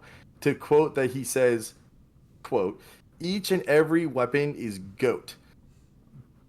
Best it's ever been in. Oh, he's saying it's the best it's ever been in the entire series. So the thing that he had, I think, a longer comment, but the only thing I'm gonna quote Yeah. here is each and every weapon is goat, best it's ever been in the series. So Com- he's talking about when we were talking about mm, how we haven't hit those dopamine hits, right. that we didn't have those When we moments. were saying if And it was too easy, Monster Hunter Rise was too right, easy. so I want you to comment because I've got a lot to say on this one. I'm going to disagree, and maybe it's weapon choices because when I play for you right now, I'm learning the Charge Blade, and when I get that like axe smash, it feels freaking fantastic. But when I'm swinging the switch axe and Rise, am I getting the same dopamine hit from an invasion sensation there? To some degree, maybe. But to say each and every weapon is the best it's ever been in the entire series, I'm not sure. Honestly, Hmm. some of the weapons are very powerful right now to where they are a little too fun, in my opinion. Too fun. Okay, There here's is the such a thing. there. Okay, where I can agree with him. I'm not actually going to argue because yes, when I'm swinging the switch axe, it's so maneuverable in Rise. I'm like going one way and I have so many options to like backhand and like do all these things. The maneuver and the movements feel good. Um, so yeah, I agree with it, but I don't think that invalidates all the other criticism we had in that podcast, which is now 2 months old. So I don't quite remember what Well, was well, discussed the other then. problem is also we were very bad both of us because we want to have a podcast later that is going to talk about comparing World versus Rise, and we kind of touched it on that. Mm, We went a little bit off topic mm, because we want to talk about directly fifth generation. But yeah, here's what I have to say, and I'm going to break it down because we talked about, like, oh, you're right. I didn't get my dopamine hits. There was never a moment that really stood out, and yeah, to yeah, be I honest, remember we that. were wrong. I will say that I know I was wrong, and I'm Mm. going to explain it. So I'm never in wrong, his so I'm not com, going to agree. okay. So the thing I gotta say about Jackson is that he's right when he says that the weapons are the best they have ever been. The weapons have gotten even crazier with their power and their move set. They um they are all fun. Like Monster Hunter World Iceborne via Great Sword always gave me a rush. And you know why? It's because the sound effects and the visual effects department in Monster Hunter World Iceborne Mm, felt like it had weight. And that power transfer, when it caused like a knockout on a monster or it sent them reeling, that was a rush for me yeah. every time. And Monster Hunter Rise Sunbreak certainly has like some of those moments, but for me, I didn't get the same rush due to Hmm. the change in the sound effects and visual effects department. Funny enough, a weapon I still get a rush from, even in Rise Sunbreak, is when I use Hammer. Hammer has some sweet hits. Hmm. My problem with Rise Sunbreak Greatsword is that it feels different due to something like Rage Slash. With Rage Slash, I can charge and just sit there, take a hit, not die, and then get powered up from it and then pay it back. In Monster Hunter World Iceborne, I didn't have Rage Slash. So we had to time a shoulder tackle perfectly. And if you were in mid charge of charging like your true charge or something like that, you could cancel and go into that shoulder tackle, and that charge you had would transfer that power into the shoulder tackle, and that would cause massive blunt and stun damage. I think of how many times a Diablos was coming at me, I'm charging up, and then I go, ooh, and I would change into the shoulder tackle, and you see its horn break off, get a knockout. Hmm. That was awesome. Anyway, that would reward me with that knockout. Not to mention, you still be standing there like some badass who just stared down the barrel of a gun. I You were the immovable object versus the unstoppable force, and it felt like the scene from Marvel's Avengers where the Hulk punches the Chitari Leviathan creature. yeah. You feel incredible, no pun intended. I think it's a the risks felt higher because, and I don't want to get too far into it. I think we all agree the hunters are very much depicted as much stronger in Rise Sunbreak, and so Mm-hmm. the power gap between the monster and the hunter feels smaller. So in the older games, when you would actually overcome something or you would land a hit, it felt like you were really punching up, like on the Yeah, scale of like this is a yeah, monster that's yeah. far higher and superior than me. Yeah, I want to be a hunter fighting a monster, not like I'm this massive like predator that's just Right. these are all my prey. Pretty So much. Yeah. anyway, it's funny because like look at Heavy Bowgun. Heavy Bowgun in Rise Sunbreak, there's a move you have where you can take a hit, you take 0 damage, it charges up an attack, and then you fire it. Yeah. And it's so great because but then in Rise Sunbreak they were like, oh, you know what? That's been a bit too much powerful. So we're gonna make sure that there's a lot of follow-up attacks. So if you try to use that move, Mm. you're actually making a mistake. You shouldn't even want to do that because there's always a hit now because it only absorbs the first hit. And Okay. I'm just like, oh, I see how it is. So anyway, but I'm gonna talk also to talk about the dopamine hit. That's not to say that there are no dopamine hits. I couldn't recall any at the time from our last podcast, but upon thinking about it, there are two I can think of. One is when you fight All Mother Narwa, and you get her down to like 50% health, Mm. but by default, your first time doing it, it will spawn the flagship monster Magna Malo, who arrives almost like in an anime moment Yep. where the former villain shows up to aid you against the new more powerful villain. It triggers a moment where you can ride Magna Malo, and that feels like a team up rather than just a ride mechanic that we've been experiencing. Yes. Um, and the further to elevate the hype of that moment, it kicks off proof of a hero. And as to orchestrate, no pun intended, that you, the hunter, nay, the hero of Kimura, are going the distance, and that this is your fight. You're the Rocky Balboa in this situation. It's the moment that makes you shout out, "Yeah, let's go!" Like that is an awesome fight, Yep. and that is a good proof of a hero. And that was like to me the saving grace of Rise. Like that is a dopamine hit. I get goosebumps just thinking about it right now. So It was a eh, good touch. Yes. yes. So when we talk about like, oh, was there any good moments? Yes, Oh, yes, there were. absolutely. And there was more than just that one, but for another time. For sure. And then let's go now again. And when we talk about the difficulty of Monster Hunter, you know, like we mentioned this earlier. You know, we mentioned the demo Magnum Malo and how that was an amazing challenge. And again, and that was like the pinnacle of encounters. I mean, that fight was hard. But the thing that made it hard was that the timer was even worse because a lot of times people could get that skull, they just couldn't clear it because we were all stuck with like the demo gear, 15-minute timer. You couldn't capture; it had to be a kill. And honestly, I wish that they would make that fight come back. And then because that needs to be re-encountered by everybody. I wish that, like we said, arenas, they need to add that into an arena so that way we can properly experience it. Because I mean, as for is the difficulty gone in Monster Hunter? No, not exactly. Like I said, like some recent hunts specifically, but older and new titles definitely, you cart a bit. Like I always had trouble with what's that new monster? The Risen Crimson Glow Valstrax. Oh yeah, I mean that fight was, trust me, that fight's very hard. The first time I beat him, yeah. I beat him with 3 seconds to spare. That is Oh the wow. closest hunt I think I've ever had, other than and that gets a full 50 minutes Right. compared to something like And Fate that's Palace, which has a this, shorter and time. this is Sunbreak's endgame, right? We're still not.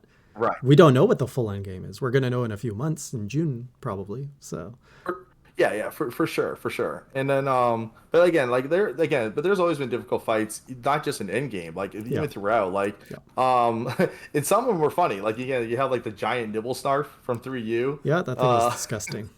That was funny. But even like you were talking about, you had Anjanath, I think Diablos, Nargacuga, Yeah. Tigrix. A lot of these are good mid-game fights that really can challenge a player. It's not always about the end game. Like, and some of them may feel maybe easier because things are more streamlined, Hmm. but the difficulty definitely still remains. Hmm. Anyway, so all right, let's try to. I guess we're getting close to our time. Let's try to. I think I got like two more I want to touch on, and Yeah. that'll do us. Sure. Um, let's say so. Next, I want to talk about Walker Pierce.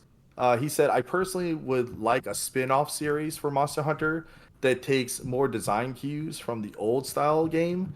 Hmm. Heck, fire up the old engine and make more with the old graphic style." And I would love this, by the way. Yeah. I advocate for this. In fact, we know Rise was a bit more like it was actually, yeah, in case you didn't know this, Rise was originally supposed to be more like old school with segmented maps. Oh wow. And yeah, the thing is, but with the success of World, they changed the design to make it one integrated map. Hmm. As much as I would love a team that would make like new style for all the main line and a team to do like portable old style. Sadly, this may never happen again unless we get an HD collection of the older titles because reports say that the Sunbreak team will, which is the portable team, this is their last game. Hmm. The team is getting absorbed into Catcom Team One for the main series stuff going forward. So Amatsu is their farewell tribute to the portable series. To Wow. that, yeah, and to that, if we can get some like O7s in the comments below, I would appreciate it.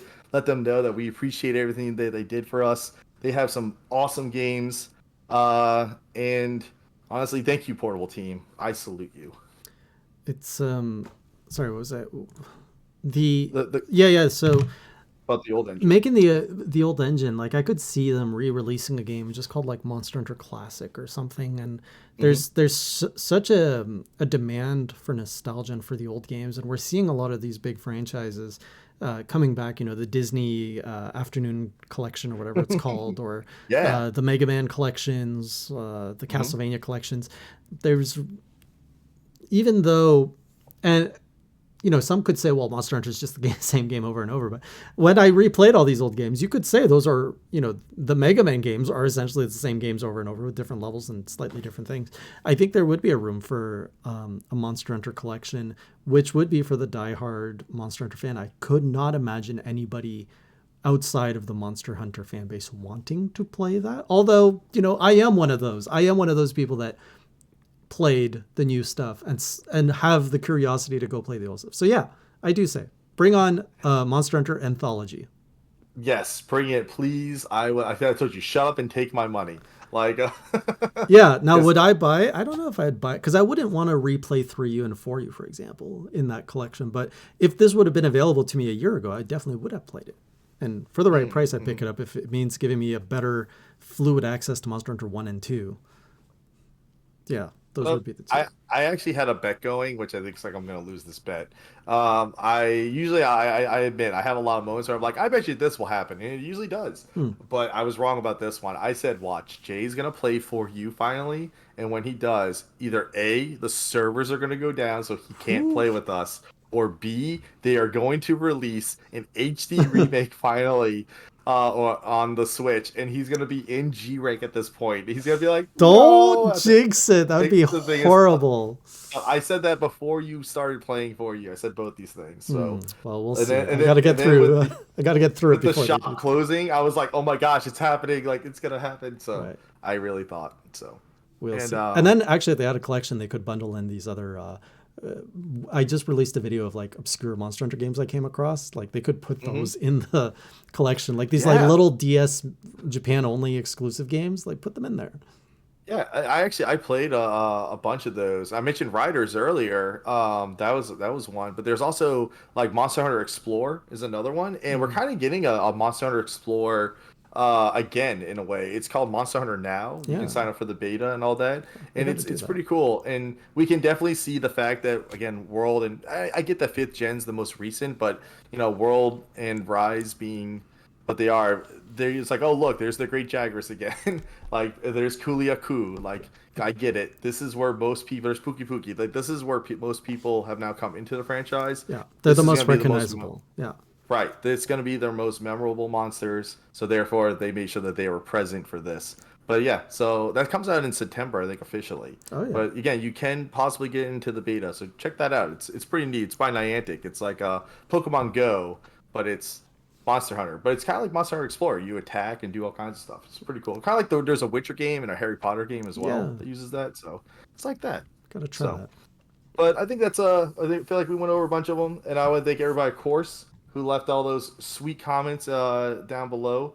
I appreciate them, and looking forward to hearing more of them over on the threads, whether it be over on Nothing for Freeze or at the Hey Jays.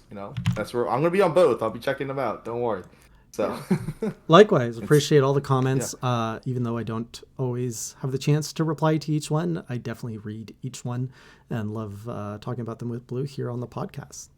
hmm So with that, I guess so this is weird because this is kind of like the April podcast, but it's also we're in May because again Whoops. complications happen. But that's okay because we're actually going to be having another one drop this month, so we're getting two, kind of makes up for it. And we always said there might be two podcasts possibly a month. This is an example where we'll have two.